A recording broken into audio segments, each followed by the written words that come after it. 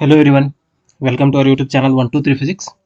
आज के इस वीडियो में हम बात करने वाले हैं कर्नाटका सीटी 2016 फिजिक्स सॉल्यूशंस के बारे में। चलिए बिना देर करे शुरू करते हैं। जो हमारा फर्स्ट क्वेश्चन है, कहता है कि a body falls freely for 10 second, it's average velocity during this journey. तो इसका मतलब कोई बॉडी है जिसको हमने गिरने के लिए छोड़ दिया है, तो ये 10 सेकेंड के लिए गिर रहा है ना। तो जब ये 10 सेकेंड होगा तो ये वाला यहाँ कहीं तो पहुंच चुका होगा, तो इसकी वेलोसिटी अभी इस जगह पे कुछ है v। तो हमने क्या बोला यहाँ पे, बॉडी फॉल्स फ्रीली, तो इसका मतलब इसको फेंका नहीं गया है, छोड़ा गया है, तो इसका मतलब इसकी इनिशियल वेलोसिटी है 0। क्लियर। तो हमको बोलना है जब टाइम 10 सेकेंड हुआ है, 10 सेकेंड है ना, तो इसकी वेलोसिटी कुछ है। तो हमको वो वेलोसिटी नहीं चाहिए, हमको वी एवरेज चाहिए, मतलब इसकी टोटल एवरेज वेलोसिटी कितनी रही, एवरेज वेलोसिटी कितनी है। तो अब देखिए, जब कोई चीज ग्रेविटी के अंडर गिरती है तो उसका एक्सेलरेशन जी के बराबर होता है, जिसकी value 10 metre per second square लेते हैं। वैसे भी हमको क्वेश्चन में भी लेने के लिए बोला है ना। तो अभी हमको u पता है, a पता है, t पता है, और यहाँ पे जो a है ये कांस्टेंट है, तो हम इक्वेशन ऑफ मोशन लगा सकते हैं। तो इसका मतलब v इज इक्वल टू क्या लेंगे, u प्लस ए टी। तो मेरे को यहाँ का वेलोसिटी मिल जाएगा जो कि 0 plus 10 into 10 that is equal to 100 metre per second. तो एक कब, जब टाइम 10 सेकेंड हुआ है तब हमारी वेलोसिटी कितनी है, 100 मीटर पर सेकेंड। लेकिन हमको जो पूछा गया वो क्या है, एवरेज वेलोसिटी। तो एवरेज वेलोसिटी का फॉर्मूला होता है v1 plus v2 divided by 2। कब, व्हेन a इज कांस्टेंट। जब a की वैल्यू कांस्टेंट हो तो उस टाइम पे आप v एवरेज का formula v1 plus v2 divided by 2 लगा सकते हैं। तो v1 कितना है आपका, स्टार्टिंग में 0 था, अभी इस जगह पे 100 है, तो इसका मतलब ये वाला 100 डिवाइडेड बाई 2। तो इसका आंसर आया आपको 50 मीटर पर सेकेंड। तो देखिए कौन सा ऑप्शन मैच कर रहा है, फर्स्ट थर्ड वाला। तो इसका मतलब इसका करेक्ट आंसर है थर्ड। आई होप कि ये सोल्यूशन आपको समझ में आया होगा। चलिए आगे बढ़ते हैं। इस क्वेश्चन में हमसे कहा गया है 3 particles a b and c are projected at an angle of 30 degree 45 degree 60 degree respectively. If r a r b and r c are the ranges of a b and c respectively, then velocity of projection for same, मतलब तीनों को same velocity से throw किया, बस उनका angle change कर दिया है। एंगल चेंज होने की वजह से उनका रेंज चेंज हो रहा है। तो हमको इन रेंज के बारे में कुछ रिलेशन बात करना है। तो अब देखिए, हम एक बात जानते हैं, range is same for two angles of projection for same velocity of projection. वो कौन से एंगल है जिनके लिए रेंज सेम होगी, वो है थीटा 90 माइनस थीटा। जब भी आप कोई चीज सेम वेलोसिटी से थीटा पे थ्रो करिए या 90 माइनस थीटा पे, दोनों का रेंज सेम आएगा, राइट। तो ये वाला प्रॉपर्टी हम यूज करेंगे, तो यहाँ पे पता चल जाएगा। तो फर्स्ट केस में ए के लिए बात करेंगे, तो यहाँ से हमने पार्टिकल को थ्रो किया कुछ इस डायरेक्शन में, क्लियर। तो ये वाला 30 डिग्री यू वेलोसिटी से हमने थ्रो किया, तो ये वाला कुछ ऐसे होके यहाँ पे गिरा, तो ये इसकी रेंज है are a. Next second particle b, हमने इसको 45 डिग्री पे थ्रो किया, this is 45 degree u velocity से, तो ये इसका कुछ रेंज है आर बी बोलेंगे इसको, आर बी। थर्ड वन, ये पार्टिकल को हमने थ्रो किया 60 डिग्री पे, 60 डिग्री, तो इसका रेंज कुछ ये है आर सी। तो ये वाला यू है ना, तो ये सी पार्टिकल के लिए। अब जरा देखिए, अगर मैं थीटा को 30 मानता हूं, इफ थीटा इक्वल टू 30, तो 90 माइनस थीटा क्या आएगा बताइए, 90 माइनस थीटा तो 60 हो गया। तो इसका मतलब थीटा और 90 माइनस थीटा के लिए रेंज सेम होना है ना, क्योंकि क्वेश्चन में बोला है कि प्रोजेक्शन ऑफ वेलोसिटी सेम, है ना। तो दोनों का वेलोसिटी सेम था, तो जब वेलोसिटी सेम होता है तो ये दो एंगल के लिए रेंज भी सेम होता है। इसका मतलब आर ए और आर सी सेम है, are A equal to R C. तो अब बताइए ऐसे कितने ऑप्शन है जिसके अंदर R A equal to R C है। तो 3 ऑप्शन लग रहे हैं। अब इनमें से आर बी की वैल्यू भी जाननी है हमको। रेंज का फॉर्मूला क्या होता है, R is equal to U square sine 2 theta divided by G. तो जब 2 थीटा की वैल्यू 90 हो जाए तो साइन मैक्सिमम होता है, तो फॉर थीटा इक्वल टू 45 डिग्री, 2 थीटा 90 होना है, यानी कि थीटा कितना होना है 45 डिग्री, तो रेंज मैक्सिमम होता है। तो इसका मतलब सबसे ज्यादा रेंज हमको कब मिलेगी, जब 45 डिग्री। इसका मतलब आर बी इन दोनों से बड़ा होना चाहिए। तो अब क्वेश्चन चेक करते हैं। इस क्वेश्चन में देखिए, आर ए आर सी दोनों इक्वल है लेकिन आर बी से छोटे हैं। यहाँ पे दोनों इक्वल है लेकिन आर बी से बड़े हैं, लेकिन हम जानते हैं कि आर बी ही सबसे बड़ा है, तो इसका मतलब ऑप्शन 4 सही है। आई होप कि ये सोल्यूशन समझ में आया होगा। चलिए आगे बढ़ते हैं। इस क्वेश्चन में बोला है the component of vector R along X axis will have maximum value if. तो इसका मतलब मेरे पास कोई वेक्टर है, ऐसे कोई वेक्टर है ए, इस वेक्टर का कुछ कंपोनेंट हमको एक्स एक्सिस में निकालना है। तो ये वाला इसका कुछ कंपोनेंट है यहाँ पे, जिसको हम बुलाएंगे A X equal to A cos theta. अब बताइए हमको क्या पूछा है, ये कंपोनेंट की वैल्यू मैक्सिमम करना है। Component of A vector along X axis will have maximum value, मतलब इसकी वैल्यू को मैक्सिमम करना है। तो इसकी वैल्यू डिपेंड किस पे कर रही है, थीटा पे। जब थीटा की वैल्यू चेंज होगी जिससे कि कॉस थीटा 1 हो जाए, कॉस थीटा 1 हो जाए, तो उस टाइम पे ए एक्स किसके बराबर आएगा, ए के बराबर। तब कॉस थीटा 1 कब होगा, कॉस थीटा इक्वल टू 1 होना है, तो थीटा कितना होना चाहिए, 0। इसका मतलब आपका वेक्टर कुछ ऐसे होना चाहिए, इस तरीके से। इन दोनों के बीच में अब एंगल कितना है, 0 डिग्री। तो उस टाइम में पूरा का पूरा वेक्टर एक्स एक्सिस में ही पड़ेगा, तो इसकी वैल्यू मैक्सिमम आएगी। तो अब देखिए R is along positive X axis, R is along positive Y axis. अगर ये वेक्टर पूरा वाई में चला जाता तो एंगल 90 होता, तो इसका मतलब ए एक्स 0 आता, तो ये गलत है। तो फर्स्ट वाला सही है, R is along positive X axis. I hope कि ये समझ में आया होगा। चलिए आगे बढ़ते हैं। इस क्वेश्चन में हमसे कहा गया है maximum acceleration of the train in which A 50 kg box is lying on it's floor will remain stationery.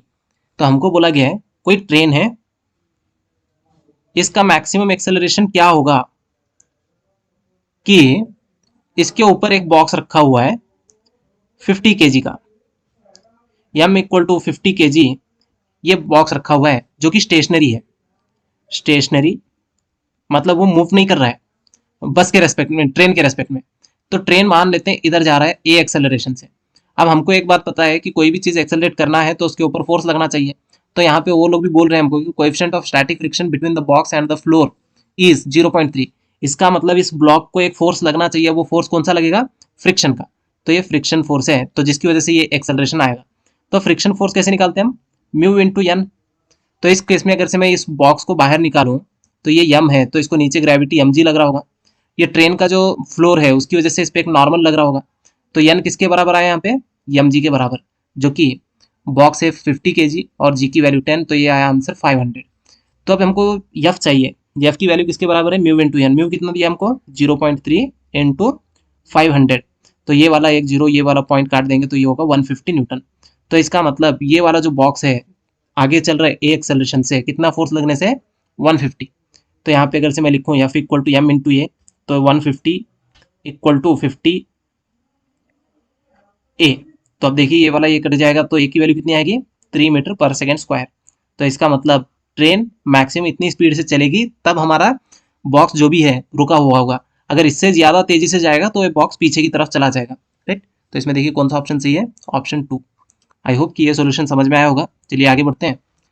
इस क्वेश्चन में हमसे बोला गया है ए 12 kg bomb at rest explodes into two pieces of 4 kg and 8 kg.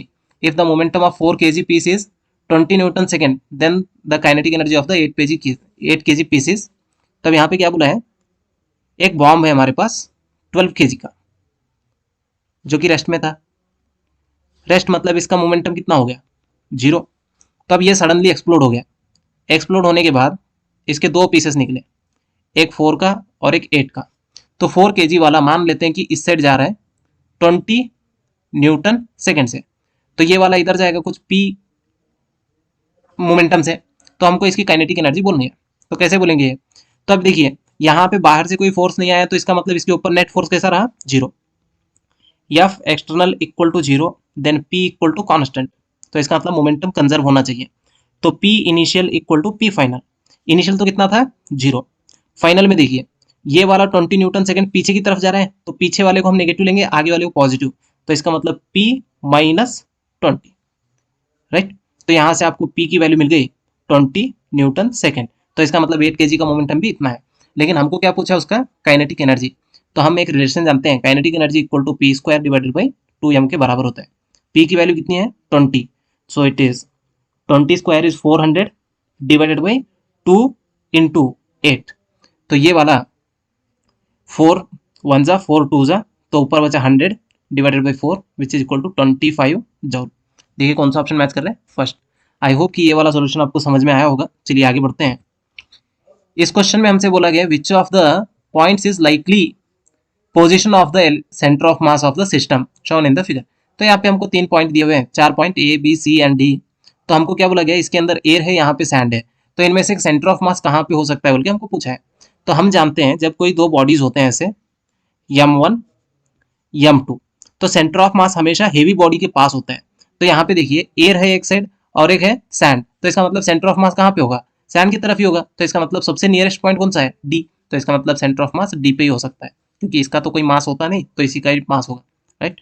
I hope कि ये समझ में आया होगा। चलिए आगे बढ़ते हैं। इस क्वेश्चन में हमसे बोला है 3 bodies, a ring, a solid cylinder and a solid sphere having same mass and same radius roll down the inclined plane without slipping. They start from rest if Vr, Vc and Vs are the velocities respective bodies on reaching the bottom of the plane. तो हमको इस question में बोल रहे हैं एक ring है, this is for ring, same height, ये हाइट h है। जब ये रिंग यहां पे पहुंचा तो इसकी वेलोसिटी vc है, कितनी है vc, सॉरी vr, रिंग है ना vr। सेम यही वाला फिर से ये इसके अंदर हमको बोला है सिलेंडर है ना, solid cylinder, so it is cylinder. तो इसकी भी हाइट कितनी है h। जब ये सिलेंडर यहां पहुंचेगा तो इसकी वेलोसिटी जो भी है vc है, क्लियर। नेक्स्ट ये वाला हमारा सॉलिड स्फीयर है, सेम प्लेन है, सेम हाइट से ही छोड़ रहे हैं हम इनको h हाइट से। तो जब ये नीचे आएगा तो इसकी वेलोसिटी जो भी है vs है, ये स्फीयर है, राइट। तो अब हमको पूछा गया है इनकी वेलोसिटीज का रिलेशन बताओ, vr, vc, vs के बारे में हमको जानकारी देना है। तो जब हम इनको छोड़ेंगे तो ये ऐसे घूमेंगे भी, रोटेट हो रहे हैं ये ओमेगा से, कितनी स्पीड से, ओमेगा से। यहाँ पे देखिए विथआउट स्लिपिंग अगर वर्ड सुनाई दे तो चुपचाप ये फॉर्मूला याद रख लेना, v equal to R omega लगना है, सही है। तो इसका मतलब यहाँ पे V R equal to R omega, यहाँ पे V C equal to R omega, यहाँ पे V S equal to R omega. ये इस केस का ओमेगा, ये इस केस का, तो सभी केस में ओमेगा अलग है, तो मैं जस्ट ये केस के लिए बात कर रहा हूँ। अब देखिए यहाँ पे जब हमारा रिंग था तो इसके पास पोटेंशियल एनर्जी थी, जब ये नीचे आया तो इसके पास काइनेटिक एनर्जी है, पोटेंशियल जीरो हुई, तो इसका मतलब वर्क डन हुआ है। तो कंजर्वेशन ऑफ एनर्जी लगाइए, potential energy equal to kinetic energy translation plus kinetic energy rotation. तो अब ये चीज क्या कर रही है, चल भी रही है और घूम भी रही है, तो ये चलने वाली काइनेटिक एनर्जी है और घूमने वाली। तो अब इसका जो घूमने वाली काइनेटिक एनर्जी होती है ये M G H as it is equal to half M V C square, sorry V R square plus half I omega square, clear. Same वैसे ही अगर इसके लिए भी लिखूं तो सेम यही फॉर्मूला बैठेगा, बस यहाँ पे लास्ट में वी सी आ जाएगा, M G H equal to half M V C square plus half I omega square. तो इसके लिए आई सी बोल के लिख रहा हूँ, इसके लिए आर बोल के लिख रहा हूँ, और इसके लिए अगर मैं लिखूँ तो M G H plus sorry equal to half M V S square plus half M sorry I S omega square. तो अब इनमें से हमको रिलेशन ढूंढना है किसका क्या होगा। तो मैं फर्स्ट रिंग की बात कर रहा हूं, फर्स्ट वन रिंग। रिंग की अगर मैं बात करूं तो आई की वैल्यू होती है एम आर स्क्वायर के बराबर, सही है। तो ये वैल्यूज अगर मैं इसके अंदर पुट करूं तो देखिए क्या होगा, M G H equal to half M V R square plus half M R square I की जगह पे I M R square omega, omega की वैल्यू कैसे लिख सकते हैं यहाँ से, या फिर omega square as it is लिख लो, मैं बोलता हूँ ओमेगा स्क्वायर। यहाँ पे देखिए आर ओमेगा जब था तो किसके बराबर है, वी आर। यहाँ पे भी ध्यान दीजिए तो आपको क्या मिल रहा है, आर स्क्वायर ओमेगा स्क्वायर यानी कि वी आर स्क्वायर है। तो अब अगर से आप देखेंगे तो ये यम यम यम काट देंगे तो ये बचा G H which is equal to half V R square plus half V R square, जो कि वी आर स्क्वायर के बराबर हो गया। तो यहाँ से स्क्वायर हटाएंगे तो रूट आ जाएगा, तो V R is equal to under root G H, सही है। तो ये हो गया हमारा किसके लिए, रिंग के लिए। तो वी आर की वैल्यू रूट जी एच के बराबर है। नेक्स्ट सेकेंड सिलेंडर, सिलेंडर तो सॉलिड सिलेंडर है तो उसके लिए क्या लिखते हैं हम, I C is equal to half M R square लिखते हैं। तो अगर से इस इक्वेशन में आप पुट करेंगे तो क्या मिलेगा आपको, M G H equal to half M V C square plus half I कितना है, हाफ, फिर से हाफ यम आर स्क्वायर, ये ओमेगा स्क्वायर, सही है। तो ये वाला यम, ये वाला यम और ये वाला यम कैंसिल, तो this is G H equal to V C square divided by 2, ये वाला term 1/2 into 1/2 1/4। R square omega square को क्या लिखना है, यहाँ से वी सी यानी कि वी सी स्क्वायर। तो अगर से आप इसको सॉल्व करेंगे तो जी एच इक्वल टू ये वाला, अगर से आप इसमें एलसीएम करेंगे तो कितना आएगा आपको, 2 + 1 3, 3/4 वी सी स्क्वायर। तो आपको वी सी चाहिए तो इसको उधर भेजेंगे तो 4GH/3 इक्वल टू वी सी। तो अब देखिए ये वाला वी सी स्क्वायर है तो वी सी की वैल्यू कुछ आई, V C is equal to √4GH/3, सही है। तो ये आपको मिला वी सी। नेक्स्ट, अगर से मैं स्पीयर की बात करूं तो उसमें क्या मिलेगा, देखो sphere M G H equal to half M V S square plus half I omega square. तो आई की वैल्यू होती है सॉलिड स्पीयर के लिए 2/5 एम आर स्क्वायर। तो अगर ये वैल्यू इसके अंदर पुट करेंगे तो क्या मिलेगा, M G H equal to half M V S square plus half 2/5 M R square omega square. ये वाला टर्म अब की बार क्या होगा, वी एस स्क्वायर होगा ये। तो यहाँ से देखिए यम यम यम काट देंगे, ये वाला 2 ये वाला 2 काट देंगे, तो इधर बचा G H which is equal to half V S square plus 1/5 V S square. तो ये वाला, तो अगर से आप इसको सॉल्व करेंगे तो क्या मिलेगा, एलसीएम आएगा 10, 5 + 2 7 वी एस स्क्वायर, तो इट इज जी एच। तो आप अगर से देखेंगे तो यहाँ से वी एस की वैल्यू आ रही है √10GH/7। तो अब मैं तीनों वैल्यूज यहाँ पे लिखता हूँ, कंपेयर करेंगे। वी आर कितना है, √GH यानी कि 1 टाइम। तो वी सी कितना आया, √4/3 GH के बराबर, यानी कि मोर देन 1 है। वी एस कितना आ रहा है, √10/7, ये इससे भी बड़ा है ना, GH। तो इसका मतलब आप अगर से इसको देखेंगे, यहाँ पे कुछ भी नहीं तो 1 है, यहाँ पे 4/3 यानी कि मोर देन 1 है, यहाँ पे मोर देन 1 है। तो इसका मतलब वी एस सबसे ज़्यादा है, वी सी उससे कम है, वी आर उससे भी कम है। तो इसका मतलब इनमें से आप कौन सा ऑप्शन चेक करेंगे, देखिए सबसे ज्यादा कौन, वी एस, सबसे छोटा कौन, वी आर। तो ये वाला ऑप्शन सही है, V R is less than V C is less than V S. तो इसका मतलब ऑप्शन 3 है। आई होप कि ये सोल्यूशन समझ में आया होगा। चलिए आगे बढ़ते हैं। इस क्वेश्चन में हमसे कहा गया है variation of acceleration due to gravity with the distance from the centre of the earth is best represented by. तो हमको पता है अर्थ के सेंटर में जो एक्सेलरेशन ड्यू टू ग्रेविटी होती है कितनी होती है, जी की वैल्यू यहाँ पे 0 होती है। जब हम सरफेस पे आते हैं तो जी की वैल्यू मैक्सिमम होती है। जैसे जैसे हम सरफेस से बाहर जाते हैं तो जी डिक्रीज हो रहा होता है ना। तो इसके लिए जो ग्राफ होगा 0 से इंक्रीज होने वाला ग्राफ चाहिए। तो यहाँ पे देखिए 0 से इंक्रीज होने वाला ग्राफ कौन सा है, यहाँ पे 0 नहीं है, 0 पे 0 नहीं है। तो इसका मतलब ये ग्राफ कैंसिल, ये भी ग्राफ कैंसिल, क्योंकि सेंटर में कितना होता है 0। ये ग्राफ में 0 पे 0 है, इस ग्राफ में भी 0 पे 0 है। लेकिन जब हम रेडियस के बाहर चले जाएंगे तो जी की वैल्यू घटना चाहिए। तो इसमें जी की वैल्यू कंटिन्यूसली बढ़ रही है, तो इसका मतलब ये नहीं है। तो हमारा ग्राफ है ये, राइट। आई होप कि ये समझ में आया होगा। चलिए आगे बढ़ते हैं। इस क्वेश्चन में हमसे बोला गया है a spring is stretched by applying a load to its free end, the strain produced in the spring is. तो इसका मतलब अपने पास कोई स्प्रिंग है इस तरीके से, राइट। तो हमने इसको लोड डाल दिया यहाँ पे। तो जब लोड डालेंगे तो इसके अंदर कौन सा स्ट्रेन आएगा, क्या वो वॉल्यूमेट्रिक स्ट्रेन होगा, शियर स्ट्रेन होगा, लॉन्गिट्यूडिनल शियर होगा या लॉन्गिट्यूडिनल होगा। अब यहाँ पे देखिए जब हम इसको नॉर्मली देखेंगे तो लॉन्गिट्यूडिनल मतलब लेंथ में चेंज आने वाला, this is related to length, this is related to shape and this is related to volume. तो अब यहाँ पे देखिए, तो अब जब हम स्प्रिंग को ऐसे वजन डालते हैं तो स्प्रिंग की लेंथ तो बढ़ जाती है, इसका मतलब लॉन्गिट्यूडिनल है। तो जनरली हम लॉन्गिट्यूडिनल है बोल के इतना ही सोचते हैं। तो स्प्रिंग एक्चुअल में कैसा होता है, सपोज कर लो कि स्प्रिंग कुछ ऐसे था, कुछ इस तरीके से। जब इसके ऊपर वेट नहीं पड़ा, जैसे ही हमने इसके ऊपर वेट डाला, जैसे इस पे वेट डाला तो ये वाला कुछ अब ऐसे होगा, है ना।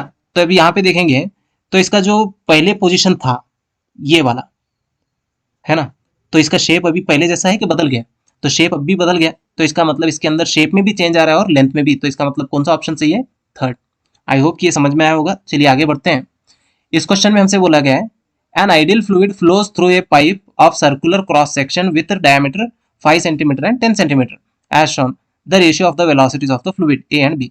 तो हमको बोला गया यहाँ पे 5 सेंटीमीटर का रेडियस है, डायमीटर है, और यहाँ पे 10 सेंटीमीटर का। तो हमको पूछा है कि यहाँ की वेलोसिटी और यहाँ की वेलोसिटी में रेशियो बताओ। तो मैं मानता हूँ यहाँ पे v1 है और यहाँ पे v2। तो अब आप जानते हो अगर इधर से 1 लीटर पानी एंटर करेगा तो इधर से बाहर भी 1 लीटर आएगा। इसका मतलब इक्वेशन ऑफ कंटिन्यूटी लगाना है ना। तो a1 v1 equal to a2 v2। तो हमको v1 बाई v2 चाहिए, v1 by v2 equal to a2 by a1। अब a2 कैसे लिखेंगे आप, पाई r2 square divided by pi r1 square.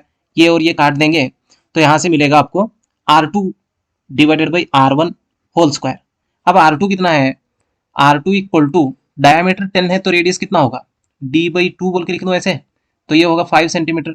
r1 कितना हुआ, which is equal to d1 by 2 that is equal to 5 by 2 centimetre.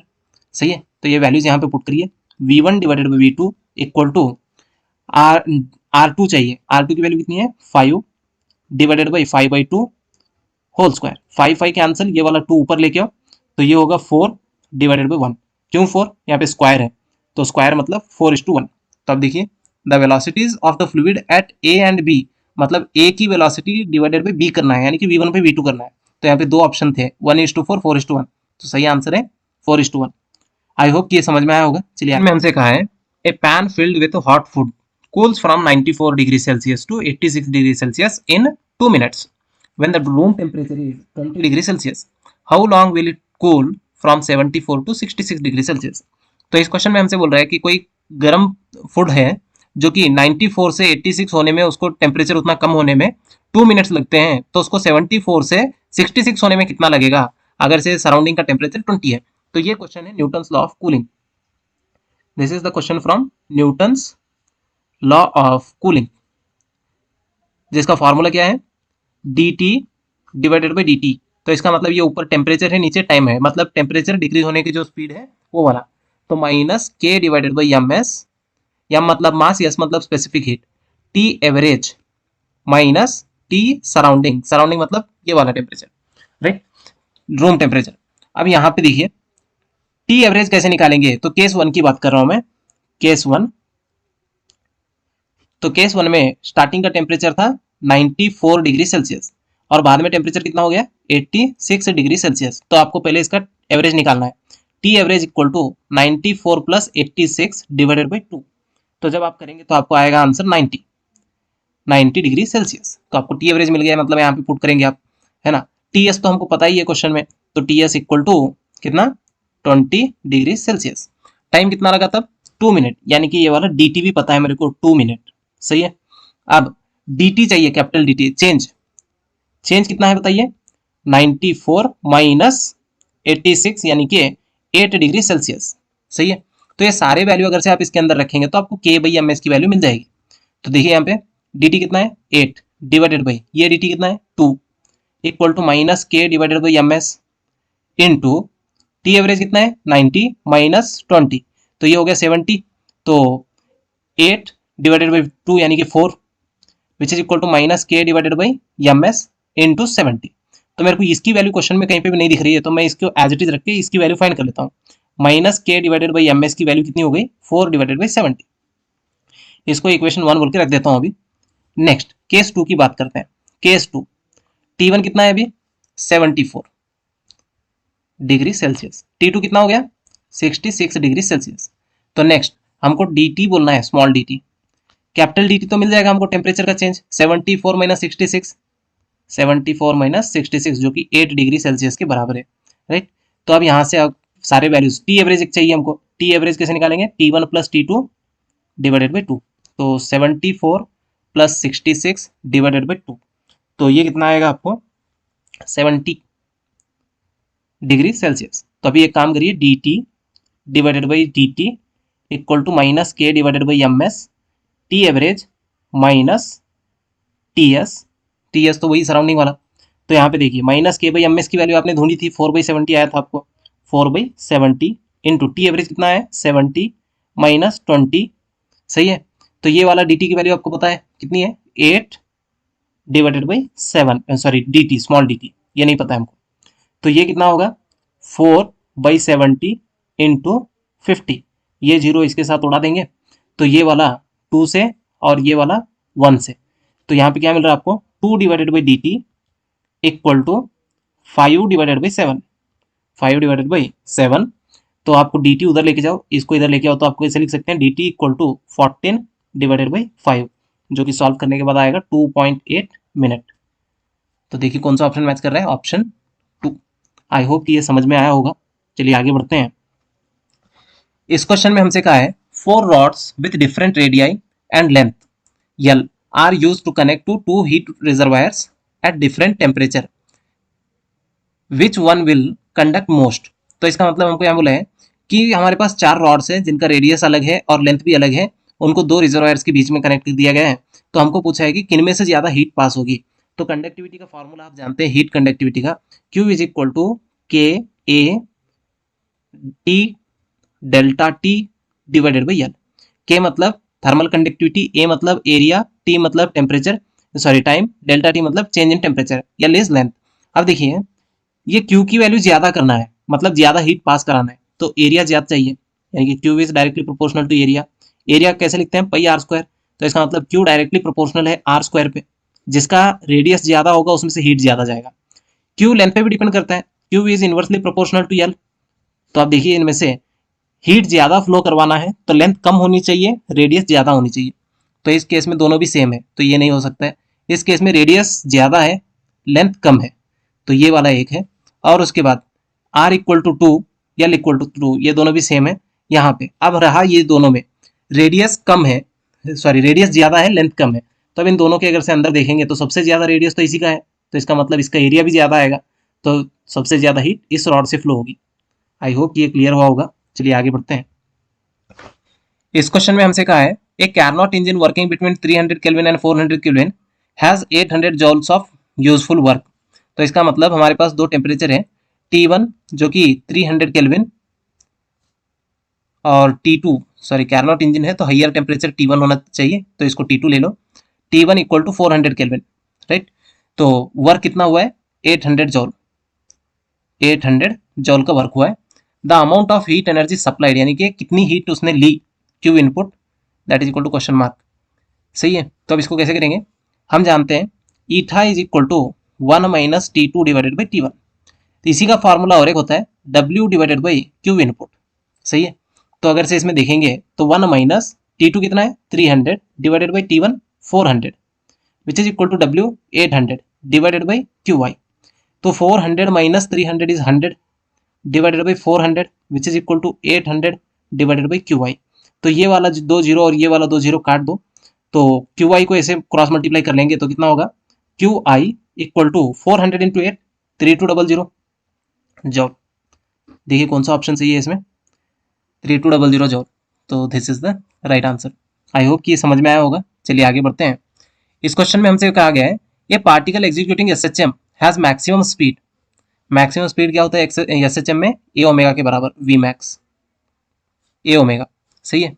जो कि किसके बराबर बोला हमको, 0.5 metre per second. Acceleration, maximum acceleration कितना है, 1। मैक्सिमम एक्सेलरेशन का फॉर्मूला होता है ए ओमेगा स्क्वायर, जो कि 1 मीटर पर सेकेंड स्क्वायर के बराबर है। द एंगुलर फ्रीक्वेंसी, हमको ओमेगा ढूंढना है। कैसे ढूंढेंगे ओमेगा, इन दोनों को डिवाइड कर दो तो ए कट जाएगा, तो A max divided by V max कर दो, तो आपको क्या मिलेगा, A omega square divided by A omega which is equal to 1 divided by 0.5। तो ए और ए कटा, ओमेगा स्क्वायर ओमेगा कटा, तो हमको बचा ओमेगा, तो 1 बाई 0.5 मतलब कितना होता है, 2 रेडियन पर सेकेंड। देखिए कौन सा ऑप्शन मैच कर रहे हैं, फर्स्ट वन। आई होप कि ये क्लियर हुआ होगा। चलिए आगे बढ़ते हैं। इस क्वेश्चन में हमसे कहा है a source of sound is moving with the velocity of 50 metre per second, यानी कि ये हमको VS दिया है, सोर्स की speed, towards a stationary observer.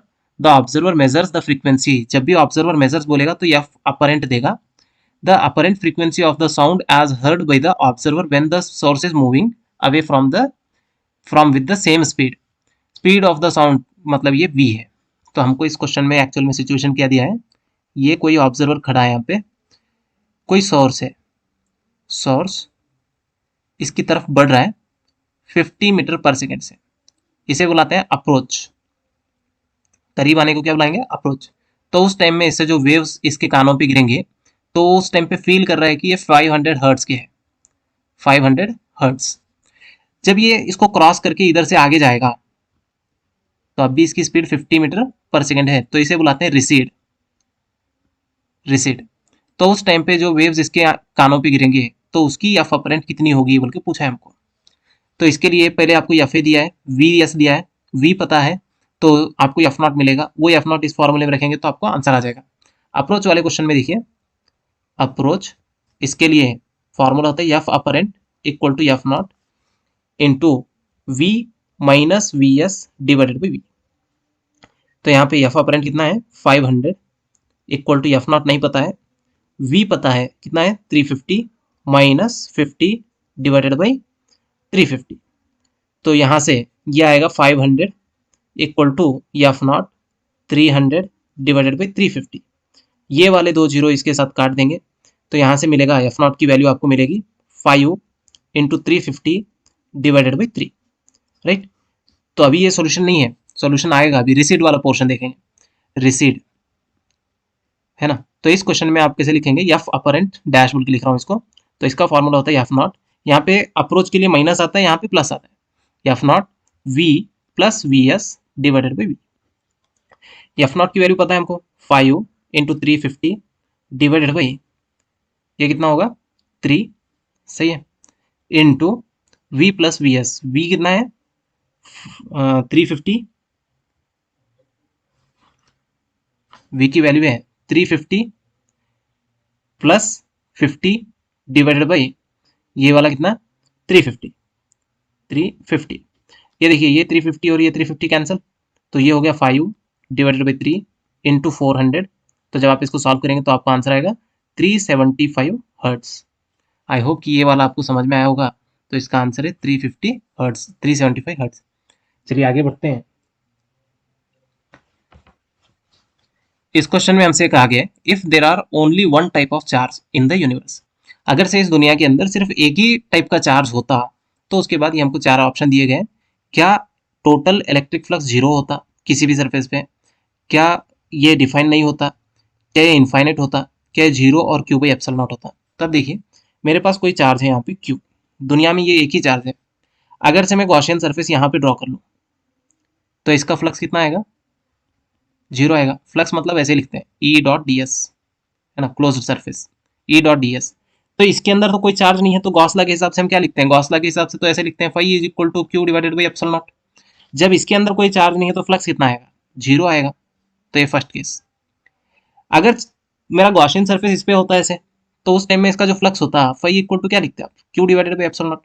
तो इसका मतलब दो ही पॉसिबिलिटी होती, अगर सरफेस के अंदर चार्ज होता तो उसका flux Q by epsilon not आता, अगर फ्लक्स चार्ज अंदर नहीं होता सरफेस में तो उसका फ्लक्स जीरो आता।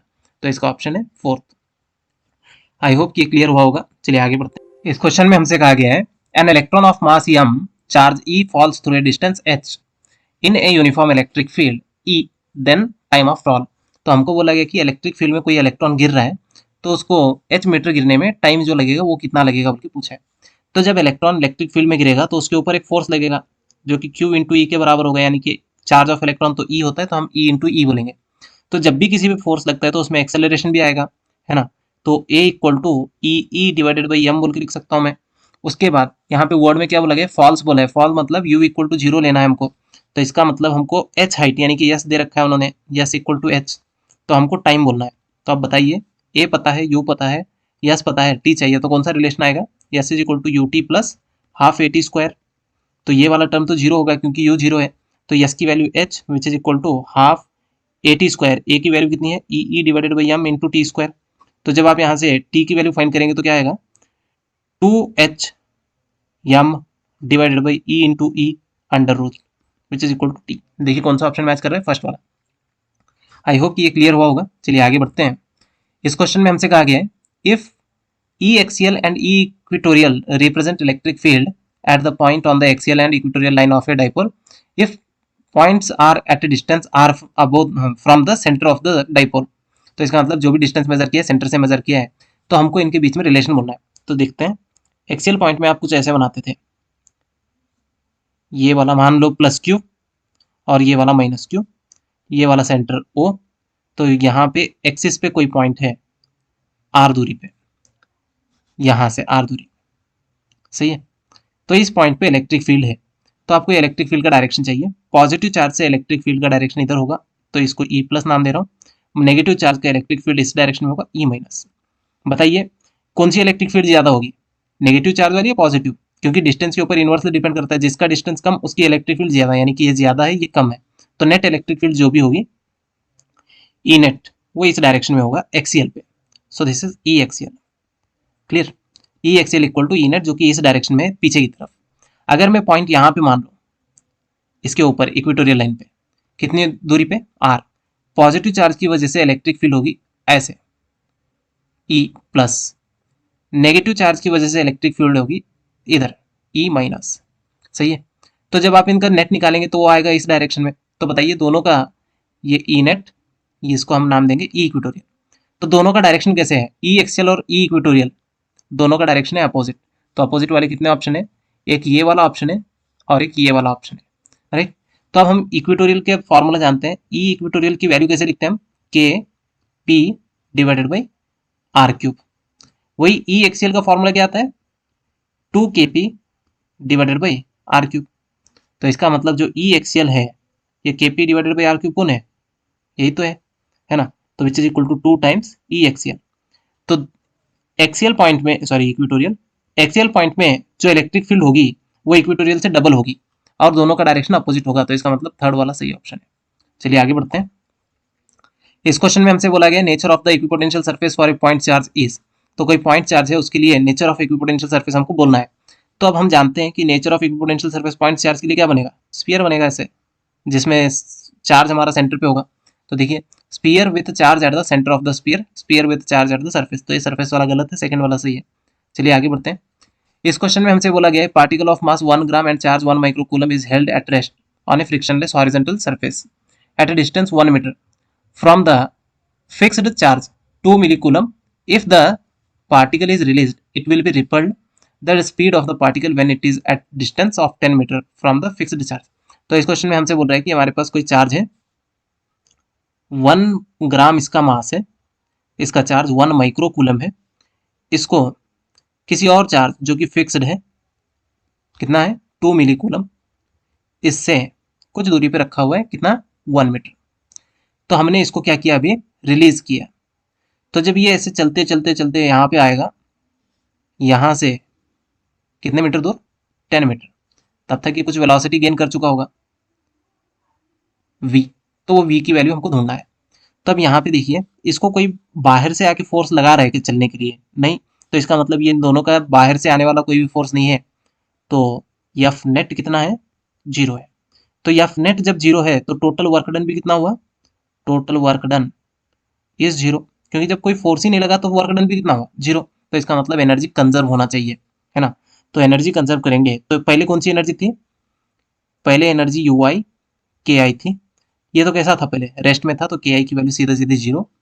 जब बाद में आएंगे तो इन दोनों के बीच में पोटेंशियल एनर्जी है यू एफ। अब ये चल भी रहा है तो इसके पास काइनेटिक एनर्जी के एफ। तो U I plus K I equal to U F plus K F. U I कितना है, K Q one Q two divided by R के बराबर, इसको आर वन बोलेंगे, which is equal to K Q one Q two divided by R two final distance plus half M V square, clear. तो यहाँ पे देखिए के की वैल्यू कितनी होती है, 9 into 10 to the power 9 into Q one कितना है 2, 2 into 10 to the power minus 3 into 1 into 10 to the power minus 6 divided by distance कितना था पहले 1, which is equal to 9 into 10 to the power 9 into 1 into sorry 2 into 10 to the power minus 3 into 1 into 10 to the power minus 6 divided by, अब distance कितना हो गया 10 plus half M V square, clear. तो ये वाला plus 9 minus 3 minus 6 cancel, so it is 9 into 2 18 equal to plus 9 minus 3 minus 6 cancel, तो 9 into 2 18, 18 divide by 10 मतलब ये 1.8 plus half M V square, clear. तो यहां से ये वाला 1.8 इस साइड माइनस कर देंगे तो क्या मिलेगा आपको, so it is 7.2 16.2 16.2 into 2 divided by M, which is equal to V square. सही है, तो यहाँ से v की वैल्यू आ जाएगी अंडर रूट 16.2 मतलब कितना हुआ है 32.4 डिवाइडेड बाई 10⁻³ क्योंकि मास कितना है 1 ग्राम यानी कि 10⁻³ kg के बराबर होता है। तो ये वाला, तो जब आप इसको पूरा सॉल्व करेंगे तो ये आएगा 180 मीटर पर सेकेंड। तो इसका सही ऑप्शन है ऑप्शन 4। चलिए आगे बढ़ते हैं। इस क्वेश्चन में हमसे कहा गया है a capacitor of 8 farad is connected as shown, charge on the plates of the capacitor. तो हमको ये वाला कैपेसिटर दिया है, इसको ऐसे कनेक्ट किया हुआ है। तो जब कैपेसिटर किसी रास्ते में कनेक्ट होता है तो इस रास्ते का करंट 0 होता है, डीसी सोर्स में इस रास्ते का करंट 0 होता है, मतलब इस रास्ते से कोई भी करंट फ्लो नहीं होता है, राइट। तो अब करंट जो भी फ्लो हो रहा है ऐसे फ्लो हो रहा है, सही है। तो इसका मतलब ये वाला पार्ट है या नहीं है, इससे हमको कुछ भी फर्क पड़ने वाला नहीं है। तो अब आई चाहिए, I is equal to V divided by total R. Yes, तो यहाँ पे वी कितना है 5, आर एस कितना है 4 + 1 यानी कि 5 which is equal to 1 ampere. तो इसका मतलब यहाँ से 1 एम्पियर का करंट फ्लो हो रहा है। हमको करंट नहीं पूछ रहा है, इसका चार्ज पूछ रहा है। तो जब करंट इसमें से फ्लो होगा तो यहाँ पे कितना वोल्ट खर्च होगा 4। कैसे, आई इंटू आर के बराबर, I is 1 are is 4 volt. तो इसका मतलब यहाँ पे और यहाँ पे जो वोल्टेज का डिफरेंस है V1 V2, अगर ये V1 है तो ये भी कितना है V1, ये कितना है V2, इन दोनों का जो डिफरेंस है V1 माइनस V2 वो है 4 वोल्ट। तो इसका मतलब यहाँ पे भी डिफरेंस कितना है 4 वोल्ट। जब इसमें से कोई करंट फ्लो नहीं हो रहा तो इसके पास कितना वोल्ट है 0 वोल्ट। तो इसका मतलब इसका पूरा वोल्टेज कहाँ पे है कैपेसिटर पे। तो जब मेरे को इसका कैपेसिटी पता है और चार्ज वोल्टेज पता है तो मैं चार्ज बोल सकता हूँ Q is equal to C into V, 8 into 10⁻⁻6 into 4 that is equal to 32 volt, sorry 32 coulomb. देखिए कौन सा ऑप्शन है फर्स्ट। आई होप कि ये समझ में आया होगा। चलिए आगे बढ़ते हैं। इस क्वेश्चन में हमसे कहा गया है 4 metal plates are arranged as shown in the figure, capacitance between X and Y are. तो एक्स और वाई के बीच में कैपेसिटी बोलना है। तो ऐसे जब भी प्लेट वाले क्वेश्चन आए तो इनको सॉल्व करने का तरीका है, ये पॉइंट तो हमको पता है, इसका वोल्टेज एक्स बोल के रखेंगे, इसका वाई, इन दोनों का नाम पता नहीं है तो मैं इनको नाम दे रहा हूँ जेड। तो ऐसे क्वेश्चन सॉल्व करना है तो आप क्या करेंगे, जितने ऐसे पॉइंट्स है, जैसे मेरे को इसका पॉइंट नहीं पता था तो मैंने नाम दे दिया जेड, और इन दोनों का पता था तो ये वाला एक्स और लास्ट वाला वाई, सेंटर वाले पॉइंट का नाम क्या है जेड।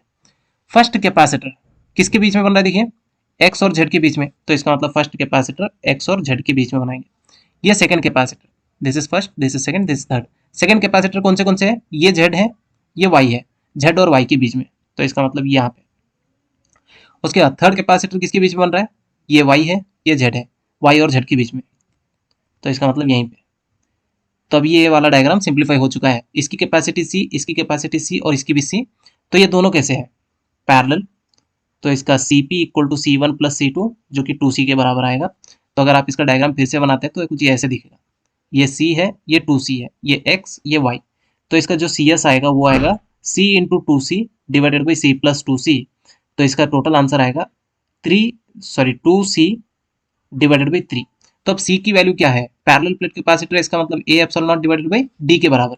तो यहाँ पे टोटल जो C आया C equivalent equal to 2/3 into A epsilon naught divided by D. देखिए इनमें से कौन सा ऑप्शन मैच कर रहे हैं, 2/3 एप्सिलॉन नॉट बाई डी। तो आई होप कि ये वाला क्वेश्चन आपको समझ में आया होगा, ऑप्शन 3 इसका सही आंसर है। चलिए आगे बढ़ते हैं।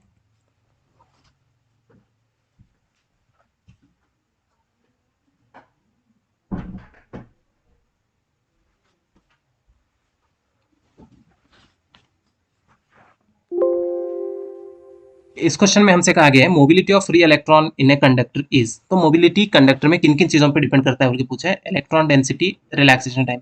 इलेक्ट्रॉन डेंसिटी मतलब एन, रिलैक्सेशन टाइम मतलब टाउ, राइट। तो देखते हैं कैसे डिपेंड करता है।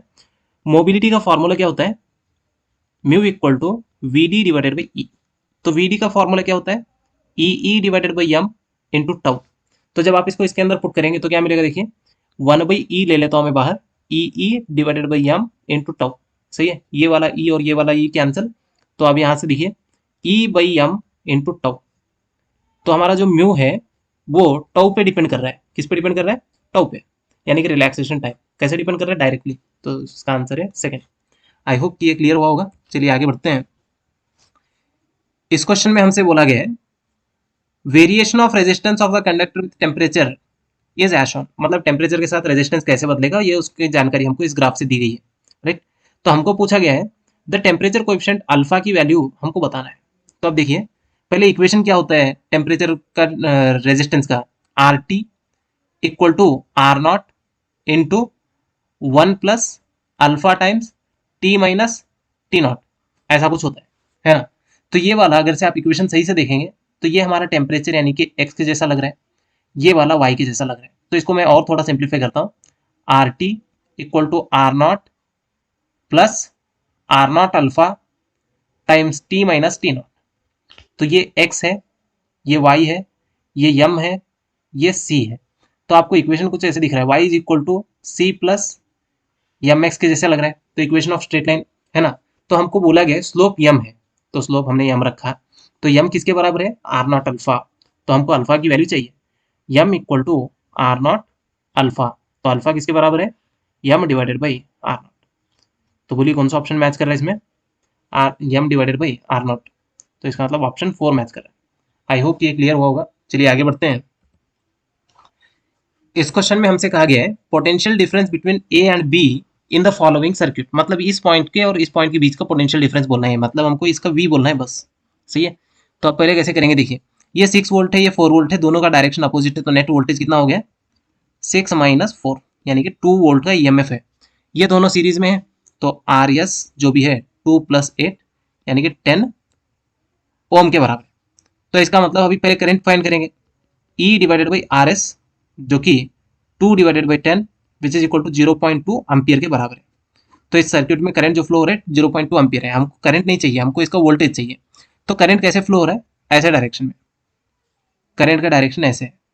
तो इस बैटरी के लिए जो इस सेल है, इस सेल के लिए करंट आ रहा है कि जा रहा है, तो इसका मतलब ये सेल करंट ले रहा है। तो इसके लिए क्या लिखेंगे हम, V equal to E plus I R लिखते हैं।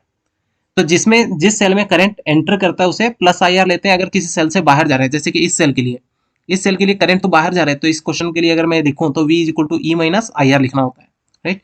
इसमें सेल में करंट आ रहा है, तो यहाँ पे इसका E कितना है 4, करंट कितना है 0.2 इंटू आर कितना है इसका 8, ये वाला। तो ये कितना हो गया 1.6 प्लस 4 5.6 वोल्ट। तो बताइए कौन सा ऑप्शन मैच कर रहा है, ऑप्शन 2। आई होप कि ये क्लियर हुआ होगा। चलिए आगे बढ़ते हैं। इस क्वेश्चन में हमसे बोला गया in the following network potential at O, मतलब इसका वोल्टेज अपने को बोलना है ना। तो ऐसे क्वेश्चन को सॉल्व करने का तरीका क्या है, केसीएल लगाओ। इसका वोल्टेज कुछ मान लो एक्स, और एक्स को ऐसा मानो कि एक्स सबसे बड़ा है, मतलब एक्स 8 से बड़ा है, एक्स 4 से बड़ा है, एक्स 2 से। इसका मतलब करंट एक्स से बाहर जाएगा। तो जंक्शन के ऊपर करंट कितना होता है, from KCL I total equal to कितना होता है 0 एट जंक्शन। करंट हमेशा हाइयर से लोअर को जाता है, तो हम हाइयर किसको मान रहे हैं, एक्स माइनस कितना 8, पोटेंशियल डिफरेंस हो गया यहां से यहां तक का जो पोटेंशियल डिफरेंस है वो x माइनस 8 डिवाइडेड बाई 2। ये कुछ नहीं है, v डिवाइडेड बाई r लिख रहा हूं मैं।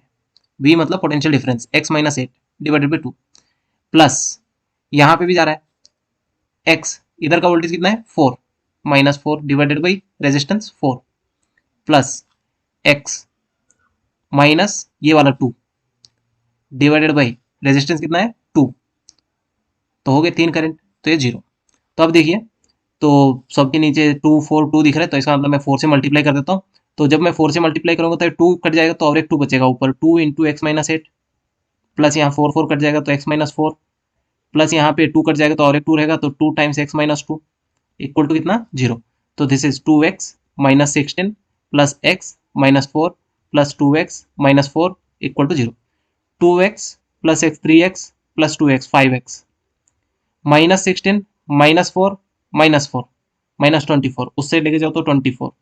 सो it is x equal to 24 divided by 5, divide करेंगे तो 4.8 वोल्ट। तो इसका मतलब यहाँ का वोल्टेज जो भी है वो कितना है 4.8। आई होप कि ये क्लियर हुआ होगा। चलिए आगे बढ़ते हैं। इस क्वेश्चन में हमसे कहा गया है effective resistance between A and be in the following circuit. तो इस क्वेश्चन में हमको इफेक्टिव रेजिस्टेंस इन दोनों पॉइंट के बीच में बताना है। तो कैसा होगा, देखिए यहां से यहां तक अगर से आप देखेंगे तो ये दोनों सीरीज में है, क्लियर, ये दोनों सीरीज में है। तो इनका आंसर जो भी आएगा R S equal to 10 plus 10 that is equal to 20 ohm आ रहा है, राइट। मैं इस सर्किट को थोड़ा अलग तरीके से ड्रॉ कर रहा हूँ। तो ये पॉइंट को मैं 1, इस पॉइंट को 1 और इस पॉइंट को 2 बोल रहा हूँ, ये वाला पॉइंट भी 2 होगा, फिर ये वाला पॉइंट भी 1 होगा, तो इस पॉइंट को 3 बोलेंगे, इस पॉइंट को 4 बोलेंगे। तो यहाँ पे देखिए ये फोर्थ पॉइंट है, फोर्थ पॉइंट और 1 पॉइंट के बीच में कितने रेजिस्टेंस है, एक रेजिस्टेंस, सो दिस इज 1, सही है। 4 पॉइंट से 2 पॉइंट को भी एक रेजिस्टर है, तो this is 4, this is 2। Next 2 point से 1 पॉइंट को एक रेजिस्टेंस कनेक्टेड है, ये वाला, सही है। उसके बाद 1 पॉइंट से 3 पॉइंट के बीच में भी एक रेजिस्टर है, ये वाला पॉइंट 3। फिर उसके बाद 3 पॉइंट से 2 पॉइंट को भी एक रेजिस्टर कनेक्टेड है, कुछ ये वाला, सही है। तो अब देखिए ये वाला 10, ये भी 10 है, ये भी 10 है, ये 10 है, सेंटर वाला 20 है, ये वाला, सही है। तो अब अगर से आप इसको देखेंगे तो ये P लग रहा है, ये Q लग रहा है, ये R लग रहा है, ये S लग रहा है, तो व्हीटस्टोन ब्रिज बनाना है ये P by Q equal to R by S। तो ये बैलेंस्ड है कि नहीं है, 10/10 इक्वल टू 10/10, तो इसका मतलब ये तो बैलेंस हो गया। तो ये सेंटर वाला किसी काम का नहीं है, इसको भूल जाओ। तो इसको जब भूल जाएंगे तो ये वाला कुछ ऐसे दिखेगा,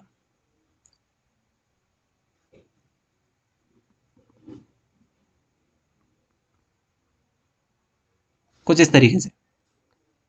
सो this is 10 10 10 10, this is A, this is B। तो यहाँ पे भी ये A है और ये वाला B है, क्लियर। तो अब ये वाला A का 4, ये वाला B का 3 था ना ऐसे, तो वैसे ही।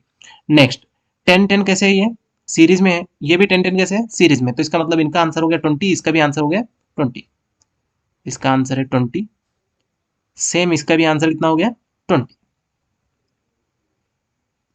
20। तो अब यहाँ पे ये एक्चुअल में ऐसे लग रहा है, ऊपर 20 है, नीचे भी 20 है।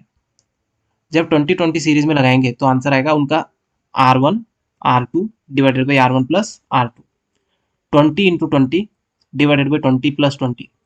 तो इसको सॉल्व करेंगे तो आपको आंसर आएगा 10। तो इसका सही आंसर है 10 ओम। आई होप कि ये समझ में आया होगा। चलिए आगे बढ़ते हैं।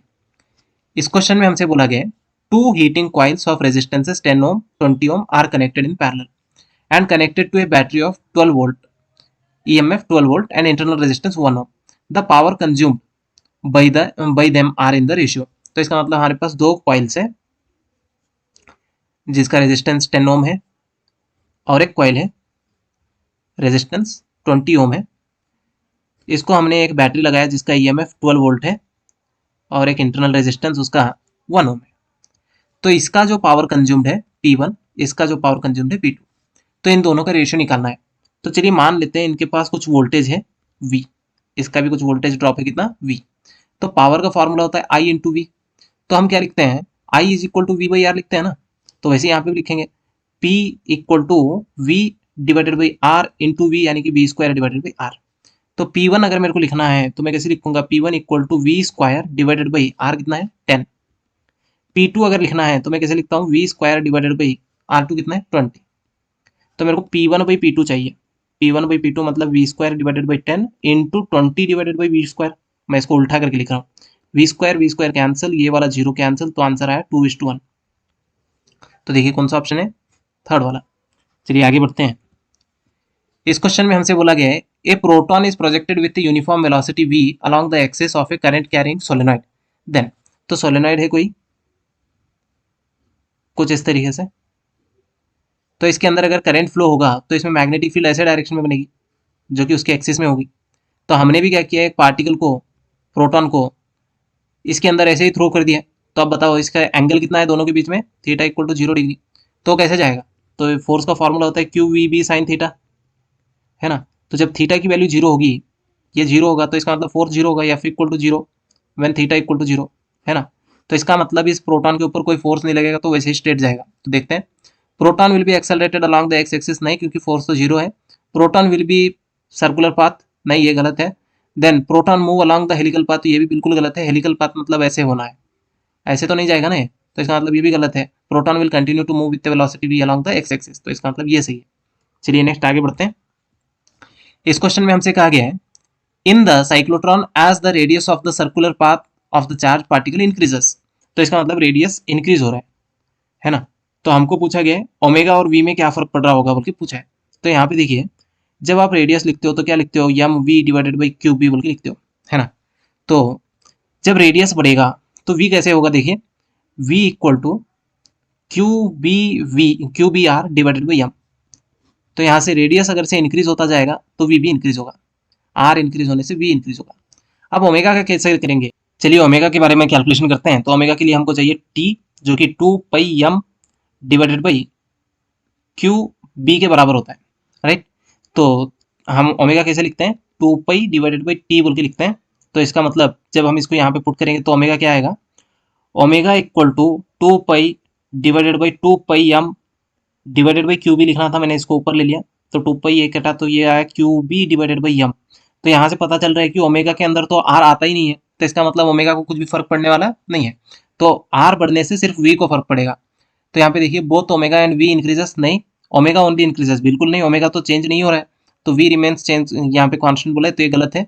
We increases omega remains constant, ये बिल्कुल सही है क्योंकि आर बढ़ने से वी बढ़ा लेकिन ओमेगा नहीं बढ़ा। तो इसका मतलब सही आंसर है 3। आई होप ये क्लियर हुआ होगा। चलिए आगे बढ़ते हैं।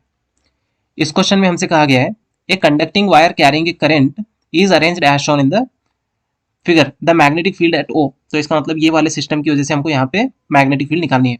तो यहाँ पे देखिए इसमें करंट इस डायरेक्शन में फ्लो हो रहा है, इसमें करंट इस डायरेक्शन में, तो इसका मतलब ये दोनों की वजह से अपोजिट में आएगा मैग्नेटिक फील्ड। तो आर्क की वजह से जो मैग्नेटिक फील्ड निकलती है, magnetic field due to arc, है ना। तो ऑफ एंगल थीटा, जब कोई आर्क एंगल थीटा बनाता है तो उसकी मैग्नेटिक फील्ड का फॉर्मूला होता है B is equal to mu naught divided by 4π I divided by R into theta. और ये थीटा पाई रेडियन में होना चाहिए, थीटा किस में होना चाहिए, रेडियन। तो यहाँ पे कितना है 60 डिग्री, यानी कि π/3 के बराबर है। तो अब हमको साइन कन्वेंशन पता होना चाहिए। जब करंट ऐसे क्लॉकवाइज फ्लो होता है तो आप अपना राइट हैंड अगर से करंट के डायरेक्शन में फ्लो कराएंगे तो मैग्नेटिक फील्ड बाहर की तरफ आएगा, यानी कि थंब बाहर की तरफ है। तो उसके बाद अगर से ये वाला ये एंटी क्लॉकवाइज होता है तो करंट बाहर, मैग्नेटिक फील्ड बाहर की तरफ होती है। अगर ये क्लॉकवाइज घूमता है करंट तो उस टाइम में मैग्नेटिक फील्ड अंदर की तरफ होता है। तो ये इनवर्ड है, ये आउटवर्ड है। तो इसमें बताइए करंट कैसे फ्लो हो रहा है, क्लॉकवाइज, तो इसकी वजह से जो मैग्नेटिक फील्ड बनेगी वो इनवर्ड बनेगी। ये कैसा फ्लो हो रहा है, एंटी क्लॉकवाइज, तो इसकी वजह से जो बनेगा यहाँ पे मैग्नेटिक फील्ड वो आउटवर्ड होगा। तो अब देखिए इसको 1 बोल रहा हूँ मैं, इसको 2 बोल रहा हूँ। For 1 B1 equal to mu naught by 4π I divided by, इसका रेडियस कितना है फर्स्ट वाले का, R1। R1 किधर की तरफ, क्लॉकवाइज है कि एंटी क्लॉकवाइज, ये क्लॉकवाइज है तो इसका मतलब क्रॉस आएगा, तो ये बोल रहा है कि इनवर्ड है। सेकेंड वाले के लिए देखिए B2 equal to mu naught by 4π, current कितना है I डिवाइडेड बाई रेडियस कितना है R2, ये वाला। तो ये वाला किधर है, करंट कैसे फ्लो हो रहा है, एंटी क्लॉकवाइज। जब करंट एंटी क्लॉकवाइज होगा तो यहाँ पे क्या लेना है, डॉट, मतलब ये आउटवर्ड है, दिस इज आउटवर्ड, राइट। तो अब देखिए जो पॉइंट के नजदीक होगा उसकी मैग्नेटिक फील्ड ज्यादा होगी, क्योंकि बी जो है आर के ऊपर इनवर्सली डिपेंड कर रहा है। तो इसका मतलब B1 बड़ा है, B1 is greater than B2। तो नेट मैग्नेटिक फील्ड लिखनी है हमको यहाँ पे, और एक थीटा भी है, सही है। तो अब हमको नेट मैग्नेटिक फील्ड लिखनी है B net equal to B1 minus B2। This is mu naught divided by 4π I divided by R1, theta कितना है π/3 minus mu naught divided by 4π I divided by R2, theta कितना है π/3। तो जो जो constant दिख रहा है वो सभी चीज़ों को बाहर लेंगे, ये वाला पाई ये वाला पाई कैंसिल, फिर ये वाला पाई और ये वाला पाई कैंसिल, तो म्यू नॉट आई कॉमन है, बाहर ले लिया। 4 × 3 12, दोनों में से बाहर आ गया 4 × 3। तो अंदर क्या रह गया 1/R1 माइनस 1/R2। तो देखिए कौन सा ऑप्शन मैच कर रहा है, ये वाला। आई होप कि ये क्लियर हुआ होगा। चलिए आगे बढ़ते हैं। इस क्वेश्चन में हमसे कहा गया है the quantity of charge that will be transferred by A current flow of 20 ampere, मतलब आई दे रखा है हमको इन 1 आवर, ये टाइम दे रखा है। तो क्यों बोलना है 1 आवर 30 मिनट, तो हमको आई दिया गया है 20 एम्पियर और टाइम दिया गया है 1 आवर 30 मिनट, यानी कि 90 मिनट। तो which is equal to 90 × 60, right, 5400 seconds. इतनी देर में कितना चार्ज ट्रांसफर हुआ। I is equal to formula क्या होता है, क्यू डिवाइडेड बाई टी। तो क्यू का फॉर्मूला क्या हुआ, आई इंटू टी। आई की वैल्यू है 20 इंटू 5400, तो ये हो गया 54 × 2 इज 108, ये 2 0 और ये 1 0, तो इसका मतलब ये हो गया 10.8 इंटू कितने पॉइंट, 1 2 3 4, 10⁴ कूलम। तो देखिए कौन सा ऑप्शन सही बैठ रहा है, सेकेंड। आई होप कि ये क्लियर हुआ होगा। चलिए आगे बढ़ते हैं। इस क्वेश्चन में हमसे कहा गया है एक galvanometer coil has a resistance, मतलब ये हमको जी दिया गया है, and the meter shows full scale deflection for current of, ये आई जी दिया गया है। This galvanometer is converted into voltmeter, तो ये वी दिया गया है। बाई कनेक्टिंग, तो हमको वोल्ट मीटर बनाना है, तो वोल्ट मीटर बनाने के लिए फॉर्मूला क्या होता है, R is equal to V by I G minus G होता है। तो यहाँ पे वी की वैल्यू है 20 डिवाइडेड बाई 5 इंटू 10⁻³ माइनस 50, ये वाला 4, ये 10⁻³ ऊपर लेंगे तो +3 होगा, जो कि 4000 हो जाएगा, माइनस 50। तो इसका आंसर है 3950। तो देखिए कौन सा ऑप्शन मैच कर रहा है, 3950। कैसे लगाना होता है और वोल्ट मीटर बनाने के टाइम पे, तो वोल्ट मीटर बनाना है आपको, तो आप कैसे करेंगे, इसके साथ एक सीरीज में जोड़ देंगे आर, तो वो भी याद होना चाहिए। अमीटर बनाना है तो पैरेलल में जोड़ते हैं, वोल्ट मीटर बनाना है तो सीरीज में। तो इसके लिए सही ऑप्शन है 2। चलिए आगे बढ़ते हैं। इस क्वेश्चन में हमसे कहा गया है Chi1 and Chi2 are the susceptibility of a paramagnetic material at temperature T1 kelvin and T2 kelvin respectively, then इनके रिलेशन ढूंढना है। तो हम जानते हैं क्यूरीज लॉ क्या कहते हैं, Curie's law Chi is proportional to 1/T बोलते हैं। तो इसका मतलब Chi is proportional to equal to something constant divided by time, temperature, Chi into temperature equal to constant. तो अब यहाँ पे देखिए Chi1 जब है तो टेम्परेचर कितना है T1, which is equal to Chi2 equal to T2। So इसका सही ऑप्शन है सेकेंड। आई होप कि क्लियर हुआ होगा। चलिए आगे बढ़ते हैं। इस क्वेश्चन में हमसे बोला गया है at certain place the horizontal component of earth magnetic field, यानी कि बीजी दिया, बीएच दिया है horizontal component, and the angle of delta दिया है, द मैग्नेटिक फील्ड बी बोला है। तो हम जानते हैं बीएच का फॉर्मूला क्या होता है, BH equal to B cos delta. तो बीएच की वैल्यू है 3 इक्वल टू बी नहीं पता है कॉस 30 डिग्री, है ना, कॉस 30 डिग्री √3/2 होता है ना। तो ये वाला 3 equal to √3 divided by 2 into B, so it is √3, ये वाला 3 कटेगा तो फिर से एक √3 बचेगा, तो it is 2√3 which is equal to B. 2√3 मतलब समथिंग कितना आएगा, 2√3 इज 3.5। सो इसका सही आंसर है थर्ड। आई होप कि ये सॉल्यूशन आपको समझ में आया होगा। चलिए आगे बढ़ते हैं। इस क्वेश्चन में हमसे कहा गया है the process of super imposing message signal on high frequency carrier wave is called. तो हम, ये वाला आपके सिलेबस को नहीं है, अभी पुराना जो सिलेबस था उसमें था ये क्वेश्चन, कि हमारे पास दो सिग्नल होते हैं, एक जो कि मैसेज है, मैसेज की जो एनर्जी होती है बहुत कम होती है, जिसकी वजह से बहुत दूर तक नहीं जाता है। तो हम क्या करते हैं, इसको बहुत एनर्जी वाले फ्रीक्वेंसी के ऊपर इसको रख देते हैं, तो इसे सुपरपोजिशन कहते हैं। तो ये जब दोनों एक दूसरे के साथ मिक्स करते हैं तो इस प्रोसेस को बुलाते हैं मॉड्यूलेशन, है ना। तो इस प्रोसेस का नाम क्या है, मॉड्यूलेशन। चलिए आगे बढ़ते हैं। इस क्वेश्चन में हमसे कहा गया है a long solenoid with 40 turns per centimetre carries a current of 1 ampere, the magnetic energy stored per unit volume is. तो magnetic energy per unit volume का फॉर्मूला क्या होता है, तो इसका फॉर्मूला होता है B is equal to mu naught N square I square divided by 2। तो अब एन की वैल्यू हमको क्या बोली गई है, 40 पर सेंटीमीटर है, तो इसको मीटर में लिखेंगे तो ये होगा 40 डिवाइडेड बाई 10⁻⁻² मीटर, यानी कि ये होगा 4000 पर मीटर। तो इसके अंदर पुट कर दो तो आ जाएगा 4π10⁻⁻7 इंटू 4000 का स्क्वायर 16, 3 जीरो के 6 जीरो हो जाएंगे, इंटू 1 डिवाइडेड बाई 2। तो ये देखिए 1 2 3 4 5 6, तो इसमें से भी काट दो तो ये बचा भी एक -1, ये वाला इसके अंदर से काट देंगे तो ये हो गया 8, 8 इंटू 4 32 पाई 10⁻⁻1। कोई ऑप्शन है क्या ऐसा, नहीं, 3.2 है, तो इसका मतलब इसको और थोड़ा शिफ्ट कर लो तो ये होगा 3.2 पाई। तो देखिए कौन सा ऑप्शन मैच कर रहा है, फर्स्ट। आई होप कि ये क्लियर हुआ होगा। चलिए आगे बढ़ते हैं। इस क्वेश्चन में हमसे बोला गया है a wheel with 10 spokes each of length L, mass m is rotated with a uniform angular velocity omega in a plane normal to the magnetic field B. The EMF induced between the axle and the rim of the wheel. तो इसका मतलब क्या बोला है, ऐसा rim है, इसके अंदर कितने स्पोक्स हैं, 10, सही है, ऐसे 10 स्पोक्स हैं, क्लियर। तो सबकी लेंथ यहाँ से यल है और मास यम है। तो ये वाला जब ऐसे घुमाएंगे मैग्नेटिक फील्ड में, मैग्नेटिक फील्ड ऐसे अंदर की तरफ है मान लो बी, तो उस टाइम में इन दोनों के बीच में कुछ वोल्टेज जनरेट होगा इस पॉइंट और इस पॉइंट के बीच में, तो वो कितना होगा? तो हम जानते हैं EMF induced in rotating rod वो होता है E equal to V average B into L.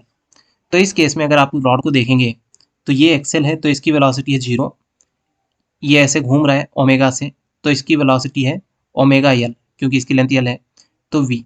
तो जब आप वी एवरेज लिखेंगे तो क्या मिलेगा आपको? V average is omega L plus 0 divided by 2, यानी कि ओमेगा एल बाई 2 के बराबर। तो इसके अंदर पुट कर तो आपको ईएमएफ मिल जाएगा।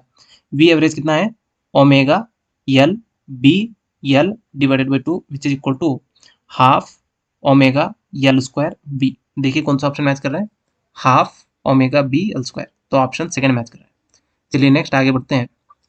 इस क्वेश्चन में हमसे बोला गया है the RMS value of the current, यानी कि आई आरएमएस दे रखा है, इज 6 एम्पियर, सॉरी ये वाला फ्रीक्वेंसी है, यहाँ पे आई आरएमएस दे रखा है हमको।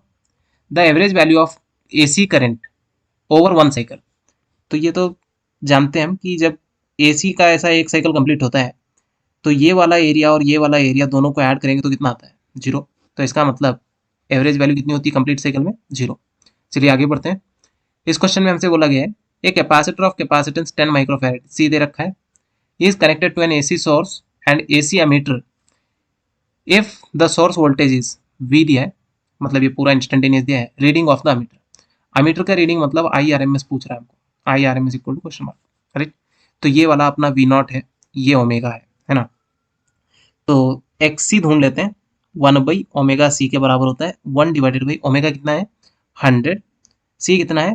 10 माइक्रोफैरेड माइनस 6, 1 2 3 काट देंगे तो ये -3 रहेगा, ये -3 ऊपर लेके जो +3 होगा जिसकी वैल्यू होगी 1000 ओम, राइट।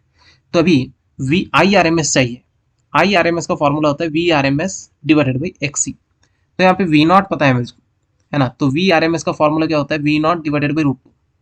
तो वी नॉट कितना है? 50 √2 डिवाइडेड बाई √2 काट देंगे तो ये आया 50। इसको इसमें रखेंगे तो कुछ आएगा 50 डिवाइडेड बाई 1000, है ना, एक जीरो इसके साथ उड़ा देंगे तो ये होगा 5 डिवाइडेड बाई 100, यानी कि 1/20, राइट। 1/20 की वैल्यू होती है 0.05 एम्पियर, लेकिन यहाँ पे तो कोई ऑप्शन है ही नहीं ऐसा, तो मिली एम्पियर में कन्वर्ट करते हैं। 1 2 3, तो इसका मतलब सॉरी इस साइड लेना है, 1 2 इसके आगे और एक जीरो मान लो तो 3 हो जाएगा, 50 मिली एम्पियर। तो कौन सा ऑप्शन सही है? First one. आई होप कि ये क्लियर हुआ होगा। चलिए आगे बढ़ते हैं। इस क्वेश्चन में बोला हमसे in LCR circuit the potential drop across L C and R respectively, मतलब ये वीसी है, वीएल है, ये वीसी है और ये वाला वीआर है। Then the source voltage is, तो हमको वी ढूंढना है, तो उसके लिए क्या करना है? v is equal to under root V R square plus V L minus V C whole square, right. तो ये वाला वी आर कितना होता है दिया है क्वेश्चन में, कितना? 60 का स्क्वायर 3600 प्लस वी एल कितना है? 40 और 120 का डिफरेंस कितना आता है? 80 का स्क्वायर, तो ये होगा √3600 प्लस 6400, तो इसको दोनों को ऐड करेंगे तो आएगा आंसर 100 फिर 00, तो इसका टोटल आंसर है 100 वोल्ट। तो देखिए कौन सा ऑप्शन मैच कर रहा है? फोर्थ। चलिए आगे बढ़ते हैं। इस क्वेश्चन में हमसे बोला गया है in a series LCR circuit alternating EMF and current are given by the equation. तो ये हमको वी इंस्टेंटेनियस दिया है, ये आई इंस्टेंटेनियस दिया है, तो हमको पूछा गया कि एवरेज पावर डिसिपेटेड, ये अपना फाई है, ये क्या है? फाई। तो अभी देखिए पावर का फॉर्मूला क्या होता है? P average V R M S I R M S into cos phi. V R M S कितना है? वी नॉट बाई √2 होता है। आई आर एम एस कितना होता है? I naught by √2। Cos phi की वैल्यू π/3 है, कॉस π/3, तो ये होगा I naught V naught √2 into √2 cos π/3 की वैल्यू कितनी होती है? 1/2, so it is V naught I naught divided by 4। तो देखिए कौन सा ऑप्शन मैच कर रहे हैं? सेकंड। आई होप कि ये क्लियर हुआ होगा। चलिए आगे बढ़ते हैं। इस क्वेश्चन में हमसे पूछा गया है electromagnetic radiation use to sterilize milk. तो स्टेरलाइज मिल्क मतलब मिल्क के अंदर जो भी बैक्टीरिया उनको खत्म करना है, तो उसके लिए हमको क्या चाहिए? शॉर्टेस्ट वेवलेंथ वाला लाइट चाहिए। तो यूवी रेज इसके लिए सही काम करते हैं। तो ये क्या करते हैं? बैक्टीरिया के अंदर जाके उसके डीएनए को डैमेज कर देते हैं, जिससे कि उसका लाइफ खत्म हो जाता है, जिससे कि अब वो हमारे मिल्क को खराब नहीं करेगा। राइट, आई होप कि क्लियर हुआ होगा। चलिए आगे बढ़ते हैं। इस क्वेश्चन में बोला गया है a plane glass plate is placed over a various coloured letters. तो यहाँ पे बोला गया हमको कि एक ग्लास प्लेट है जिसको हमने कई सारे कलर के लेटर्स के ऊपर रखा हुआ है। तो उसके बाद हमको पूछा गया है which the letter which appears to be raised more. तो इनमें से कौन सा लेटर ऊपर की तरफ उठा हुआ दिखेगा हमको बोल के पूछा है। तो मान लेते हैं कि ये वाला हमारा ग्लास प्लेट है। राइट, तो इसके अंदर हमने कई सारे लेटर लिखे हैं। कौन से हैं? ये रेड है, दिस इज ग्रीन, और येलो,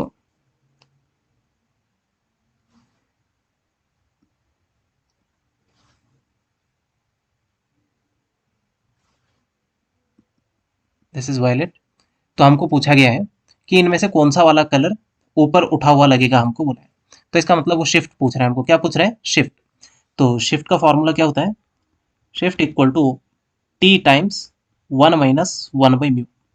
तो इसका मतलब जिसके लिए म्यू ज्यादा होगा उसके लिए शिफ्ट ज्यादा होगा, क्योंकि ये ज्यादा होगा तो ये कम होगा, तो डिफरेंस ज्यादा होगा। राइट, तो अब म्यू का फॉर्मूला क्या होता है? A plus B by lambda square. ये कॉची फॉर्मूला है जिससे हमको पता चलता है म्यू और लैम्डा का रिलेशन क्या है। म्यू इनवर्सली प्रोपोर्शनल होता है लैम्डा स्क्वायर पे। तो अब बताइए सबसे लैम्डा कम किसका होता है? वायलेट का। इसका लैम्डा बहुत कम होता है, स्मॉल। इसका लैम्डा बहुत ज्यादा होता है, लार्ज। जब इसका लैम्डा ज्यादा होगा तो म्यू कम होगा। जब म्यू कम होगा तो ये वाला रेशियो कम होगा, ज्यादा होगा, तो डिफरेंस कम आएगा। तो अब यहाँ पे हमको वायलेट में देखिए लैम्डा छोटा है तो म्यू बड़ा है। For violet lambda is small, mu is large. तो 1/μ is small, then 1 - 1/μ is large. तो इसका मतलब शिफ्ट इज लार्ज, है ना। तो सबसे ज्यादा कौन उठेगा? कहाँ पे गया ये वाला? वायलेट। आई होप कि ये क्लियर हुआ होगा। चलिए आगे बढ़ते हैं। इस क्वेश्चन में हमसे कहा गया है a ray of light passes through 4 transparent media with refractive indices n1 n2 n3 and n4। मतलब ये 4 रिफ्रैक्टिंग सर्फेसेस है। इसका रिफ्रैक्टिव इंडेक्स n1, इसका n2, इसका n3 और इसका n4। The surfaces as shown in the figure. If the emergent ray DE is parallel to incident ray AB। ये वाला रे और ये वाला रे दोनों एक दूसरे के पैरेलल है। तो अब बताओ कि इनके बीच में क्या रिलेशन है। तो इसका मतलब नॉर्मल के साथ इसने जितना एंगल बनाया इसने भी उतना ही एंगल बनाया। सही है। तो इसका मतलब ये वाला मीडियम का रिफ्रैक्टिव इंडेक्स और ये वाले मीडियम का रिफ्रैक्टिव इंडेक्स सेम होना चाहिए, क्योंकि हम जानते हैं n1 sin i equal to n2 sin r, या i2 इसको i1 i2 बोलेंगे।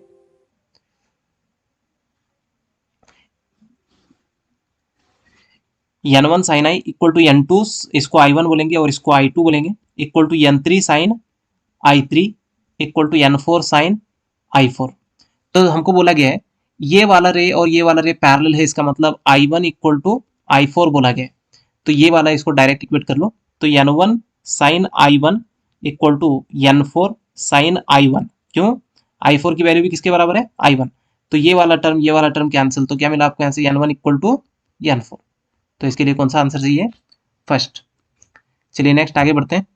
इस क्वेश्चन में हमसे कहा गया है focal length of a convex lens is 20 centimetre, मतलब ये एफ दिया है, and refractive index is this much 1.5, produces N erect enlarged image if the distance of the object from the lens is. तो इसमें क्या बोला गया है? कोई हमारे पास ऐसा कॉन्वेक्स लेंस है, फोकल लेंथ इसका 20 सेंटीमीटर है। तो हमको इमेज कैसे बनाना है? इरेक्ट। इरेक्ट बनाना है और एनलार्ज्ड बनाना है। तो इसका मतलब ये एक्चुअल में बोल रहे हैं वर्चुअल बनाओ। क्या बनाना है? वर्चुअल। तो वर्चुअल इमेज कब बनता है? जब ऑब्जेक्ट को फोकस के अंदर रखा जाता है ना। कहाँ पे? फोकस के अंदर। ये डिस्टेंस हमको बोली गई है 20 सेंटीमीटर है फोकस तक, है ना। तो इसका मतलब ये वाले डिस्टेंस इसके बाहर है, तो इसका मतलब इस पे रखेंगे तो रियल आएगा। ये भी बाहर है, इस पे रखेंगे तो भी रियल आएगा। ये रखेंगे तो इन्फिनिटी आएगा। तो इसका मतलब सही आंसर कौन सा है? 15। चलिए आगे बढ़ते हैं। इस क्वेश्चन में बोला गया है a ray of light suffers minimum deviation when incident on an equilateral triangle of equilateral prism of refractive index √2। ये n दिया है हमको, और इक्विलैटरल बोल के हमको बोला गया कि a की वैल्यू 60 डिग्री ले लो।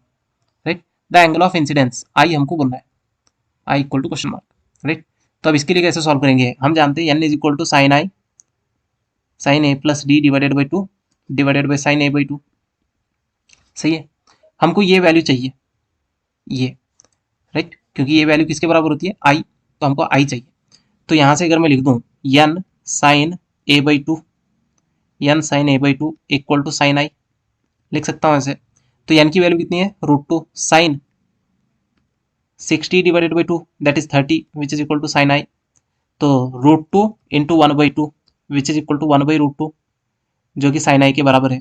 तो आप बताओ आई की वैल्यू कितनी होनी चाहिए 1/√2 आने के लिए, 45 डिग्री। तो इसका सही आंसर है 45 डिग्री। सो आई होप कि ये वाला क्लियर हुआ होगा। चलिए आगे बढ़ते हैं। इस क्वेश्चन में हमसे बोला गया है in Young's double slit experiment the source is visible white light, one slit is covered with red filter and the other slit is covered with blue filter, there shall be. तो हमको क्या बोला गया है कि हमने ऐसे YDSC एक्सपेरिमेंट परफॉर्म किया है, यहां से व्हाइट लाइट पास करवाया हमने, व्हाइट लाइट। तो उसमें से हमने क्या किया, एक स्लिट के सामने रेड कलर का ये लगाया फिल्टर और एक के सामने ब्लू कलर का। तो अब क्या होगा, जब यहाँ से सात पूरा व्हाइट कलर जाएगा तो ये उसके अंदर से रेड कलर को छोड़ के सारे खींच लेगा। तो आगे सिर्फ कौन सा जाएगा इसमें, रेड, ऐसे रेड जा रहा है इसमें से हर जगह पे। सही है, तो इसका मतलब इस रे से इस विंडो से कौन सा जाएगा, सिर्फ ब्लू जाएगा।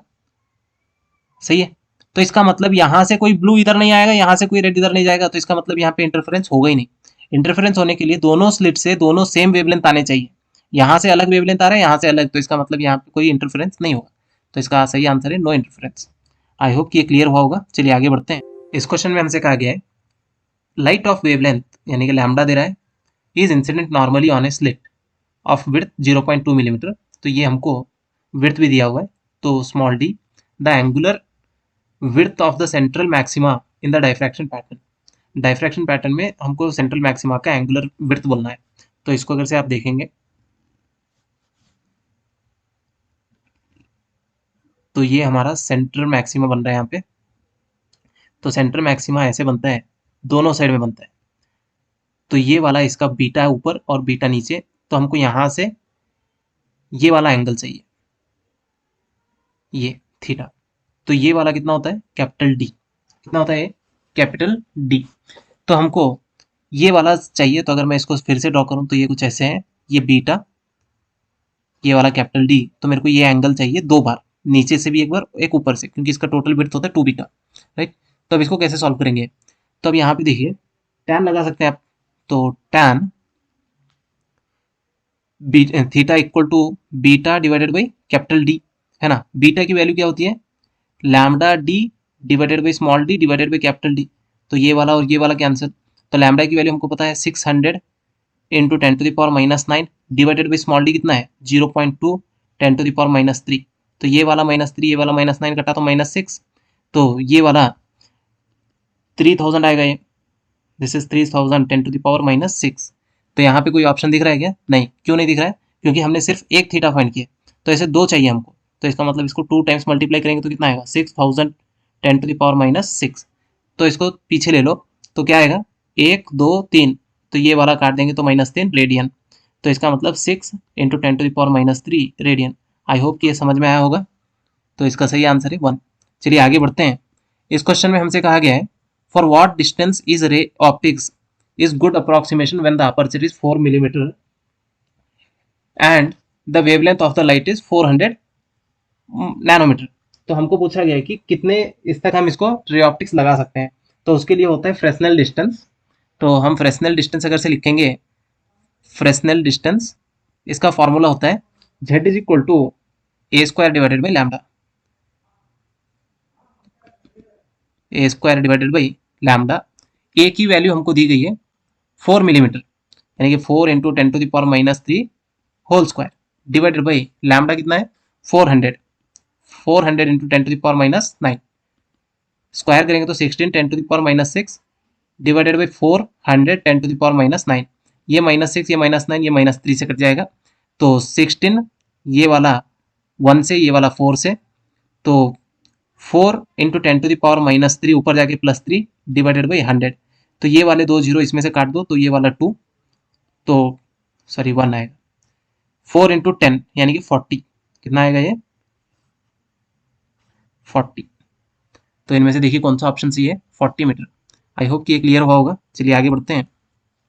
इस क्वेश्चन में हमसे बोला गया the variation of photoelectric current with collector potential for different frequencies of incident radiation V1 V2 and V3 are shown. तो हमको पूछा गया कि इनमें से फ्रीक्वेंसीज न्यू 1 न्यू 2 न्यू 3 में रिलेशन बताना है। अब यहाँ पे देखिए, जब न्यू 1 लाइट गिरी है तो इसका स्टॉपिंग पोटेंशियल इतना है, जब न्यू 2 लाइट गिरी है तो इसका स्टॉपिंग पोटेंशियल इतना है। तो आप देख सकते हैं कि V1 जो भी है ये इससे बड़ा छोटा है, मतलब ये वाला लाइन बड़ा है ना, तो इसका मतलब इतना वोल्टेज चाहिए यहाँ पे। इसके लिए देखेंगे तो इसके लिए वोल्टेज इतना चाहिए, तो 3 का वोल्टेज बड़ा है, 2 का वोल्टेज कम है, उससे 1 का वोल्टेज कम है, यानी कि इसकी फ्रीक्वेंसी ज़्यादा है, इसकी फ्रीक्वेंसी कम है, इसकी फ्रीक्वेंसी और भी कम है। तो new 3 is greater than new 2, new 2 is greater than new 1। तो अब इसमें से कौन सा ऑप्शन सही है, देखिए यहाँ पे न्यू 1 बड़ा, न्यू 2 बड़ा, न्यू 1 न्यू 2 से बड़ा है, न्यू 2 न्यू 3 से बड़ा है, बिल्कुल गलत। सबसे बड़ी फ्रीक्वेंसी कौन सी है, न्यू 3। तो इसका आंसर है सी, क्योंकि ये वाला लेंथ आप देखेंगे तो वोल्टेज आएगा, वोल्टेज काइनेटिक एनर्जी पे डिपेंड करता है, काइनेटिक एनर्जी फ्रीक्वेंसी पे डिपेंड करती है। क्लियर, आई होप कि ये क्लियर हुआ होगा। चलिए आगे बढ़ते हैं।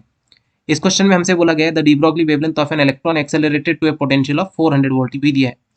तो हमको पूछा गया कि इसमें से लैम्डा बताओ। तो लैम्डा का फॉर्मूला होता है 12.27 divided by root V angstrom.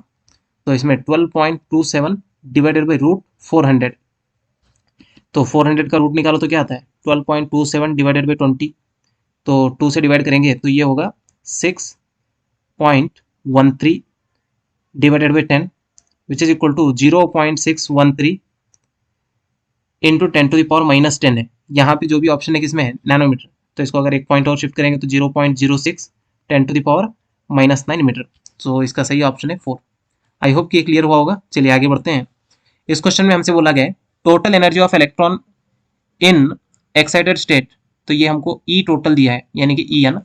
Kinetic energy के पूछा गया हमको, और पोटेंशियल एनर्जी यू पूछा गया। तो हमको पता है काइनेटिक एनर्जी जो भी होता है मॉड टाइम्स टोटल एनर्जी होता है, और जो पोटेंशियल एनर्जी होता है वो 2 टाइम्स टोटल एनर्जी होता है। तो अब यहाँ पे देखिए टोटल एनर्जी कितनी है 3.4, तो काइनेटिक एनर्जी भी 3.4 होगा, मॉड लेंगे तो प्लस आएगा तो इलेक्ट्रॉन वोल्ट, और पोटेंशियल एनर्जी 2 टाइम्स ये आएगा, तो ये 3.4 है तो उसका डबल कितना होगा 6.8, वो माइनस है तो ये भी माइनस। तो देखिए कौन सा ऑप्शन मैच कर रहा है, सो ऑप्शन नंबर 2 जो कि मैच कर रहा है। आई होप कि ये क्लियर हुआ होगा। चलिए आगे बढ़ते हैं।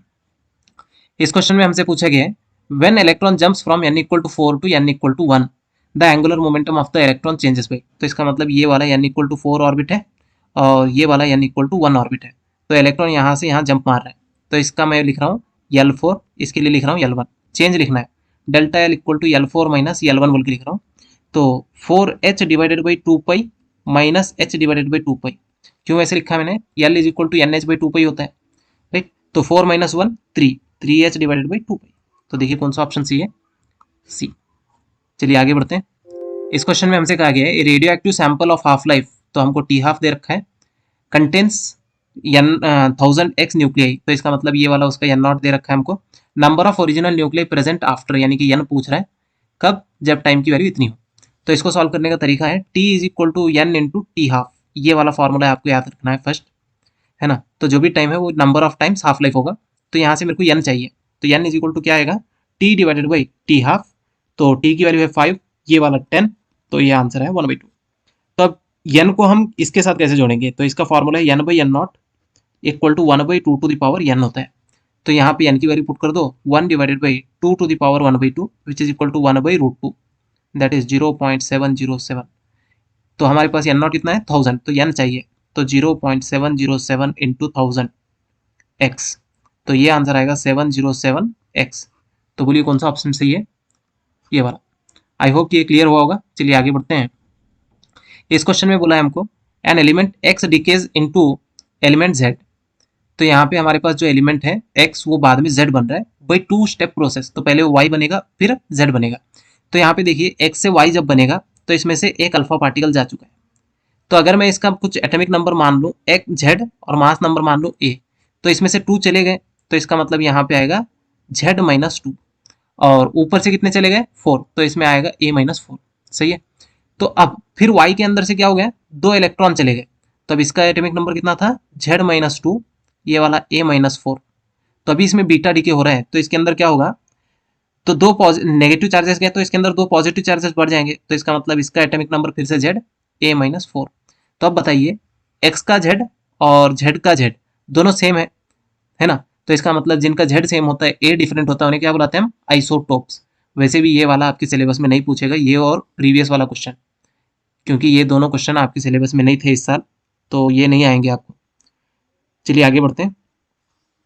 इस क्वेश्चन में हमसे बोला गया है ए न्यूक्लियस ऑफ मास 20U, तो हमको मास दिया है ए, एमिट्स है गामा फोटोन, फोटोन दिया है जिसकी एनर्जी है 6 यानी कि ई दे रखा है। If the emission assumes to occur when nucleus is free and rest, then the nucleus will have kinetic energy। तो यहाँ पे कोई न्यूक्लियस था ऐसे, इसके अंदर से एक गामा फोटोन निकल के चला गया, तो अब ये वाला इस साइड जाएगा, तो इसकी काइनेटिक एनर्जी हमको बोलनी है। तो अब इसको कैसे बोलेंगे? यहाँ पे देखिए जो गामा फोटोन जा रहा है तो इसके मोमेंटम कुछ है E/c, क्योंकि ये रेस्ट में था तो दोनों का मोमेंटम सेम होना चाहिए, क्योंकि दोनों को ऐड करें तो फिर आंसर 0 आना चाहिए, तो इसका भी मोमेंटम E/c सही है। तो जब हमको मोमेंटम मिल गया है तो हम इसकी काइनेटिक एनर्जी लिख सकते हैं, क्योंकि इसका मास पता है हमको, Ke = P² / 2m। तो यहाँ पे मास दिया हुआ है, सो P पता है हमको, E² / C² / 2m, that is equal to E² / 2mc²।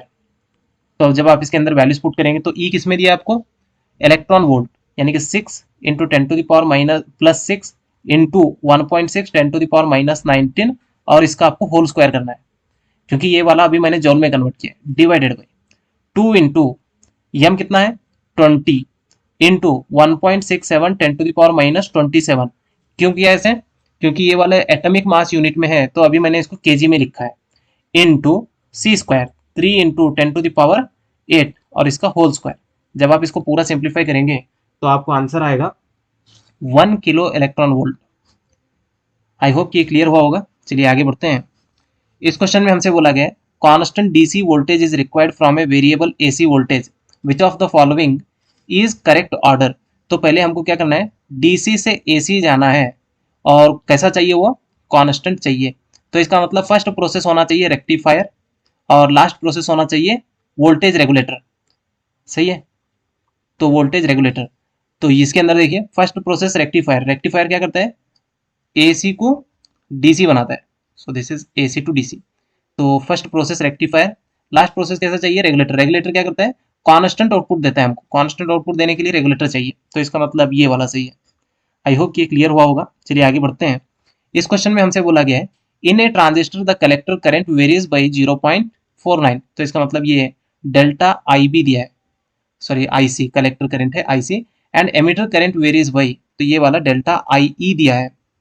The current gain beta हमको बताना है, तो बीटा का फॉर्मूला होता है delta IC divided by delta IB। वैसे भी ये वाला आपके सिलेबस को आने वाला नहीं है, क्योंकि 2 साल पहले इसको काट दिया गया है आपके सिलेबस से। तो चलिए सॉल्व करते हैं इसको। फिर भी हम जानते हैं डेल्टा IE जो होता है वो delta IC plus delta IB के बराबर होता है। तो मेरे को IE पता है, IC पता है, तो IB बोल सकता हूँ मैं। तो delta IB equal to delta IE minus delta IC। तो डेल्टा IE कितना है? 0.50 माइनस 0.49। तो इसको सॉल्व करेंगे तो 0.01 मिली एम्पियर। जब आप इसको इसमें पुट करेंगे तो आपको आंसर आएगा 0.49 डिवाइडेड बाई 0.01। तो इसको सॉल्व करिए तो आंसर आएगा 49, है ना। तो इसका सही आंसर है ये। आई होप कि ये क्लियर हुआ होगा। चलिए लास्ट क्वेश्चन की बात करते हैं। इस क्वेश्चन में हमसे बोला गया identify the logic gate, logic operation carried out by the following circuit. तो ये वाला कौन सा गेट है हमको बताना है। तो अब एक काम करिए, A = 0 रखिए, तो यहाँ पे जो भी आएगा A' वो 1 आएगा, तो इसका मतलब A' = 1 आ रहा है, तो यहाँ पे भी A' = 1 होगा। नेक्स्ट B की वैल्यू 0 रखिए, B = 0, तो उसका करस्पॉन्डिंग B' आएगा यहाँ पे, B', तो ये वाला 1। तो ये वाला जो गेट है ये एंड गेट है, उसके सामने नॉट गेट है। तो एंड गेट में जब 1 1 आता है तो उसको क्या मिलता है? आउटपुट 1। लेकिन ये नॉट गेट क्या कर देगा अभी? 0। तो इसका मतलब y = 0 आ रहा है, सही है। तो इसका मतलब जब दोनों 0 थे तो यहाँ पे भी 0 आ रहा है। नेक्स्ट इसको a इक्वल टू 0 कर दीजिए, तो a डैश कितना आएगा 1, क्योंकि ये उसको उल्टा करेगा, नॉट गेट है तो ये वाला 1 कर देगा, तो यानी कि यहाँ पे 1 आएगा। तो अभी नेक्स्ट b इक्वल टू 1 रखिए, तो जब आप यहाँ पे 1 देंगे तो यहाँ पे b डैश की वैल्यू आएगी 0, b डैश इक्वल टू 0, तो यहाँ से 1 और यहाँ से 0 आएगा, तो ये एंड गेट है, एंड गेट 1 0 पे क्या देता है 0, तो उसके सामने नॉट गेट है, तो अब ये क्या करेगा उसको 1, तो इसका मतलब ये 1 देगा। a इक्वल टू 1 रखेंगे तो a डैश 0 आएगा, b इक्वल टू 0 रखेंगे तो b डैश 1 आएगा, तो फिर से यहाँ पे ये ऊपर 0 या नीचे 1 आएगा, तो फिर से आउटपुट 1 आएगा। सेम वैसे ही a इक्वल टू 1 रखेंगे तो a डैश 0 आएगा, b इक्वल टू 1 रखेंगे तो b डैश 0 आएगा। तो जब ये दोनों 0 होंगे तो ये वाला आउटपुट 0 देने वाला था, लेकिन नॉट गेट उसको क्या करेगा 1 कर देगा, तो इसका मतलब ये 1। तो अब यहाँ पे देखिए a b y अगर मैं डाल दूँ, 0 0 पे 0 था, 1 0 पे 1 था, 0 1 पे 1 था, 1 1 पे भी 1 है, तो इसका मतलब ये कौन सा गेट है, ये तो और गेट है ना, ये कौन सा गेट है और गेट। सो इसका सही आंसर है और गेट। आई होप कि ये क्लियर हुआ होगा। अगर आपको ये वीडियो अच्छा लगा है, कुछ आपको इससे मदद हुई है, तो हमारे चैनल को जरूर सब्सक्राइब करें और अपने दोस्तों के साथ इस वीडियो को जरूर शेयर करें। Thank you.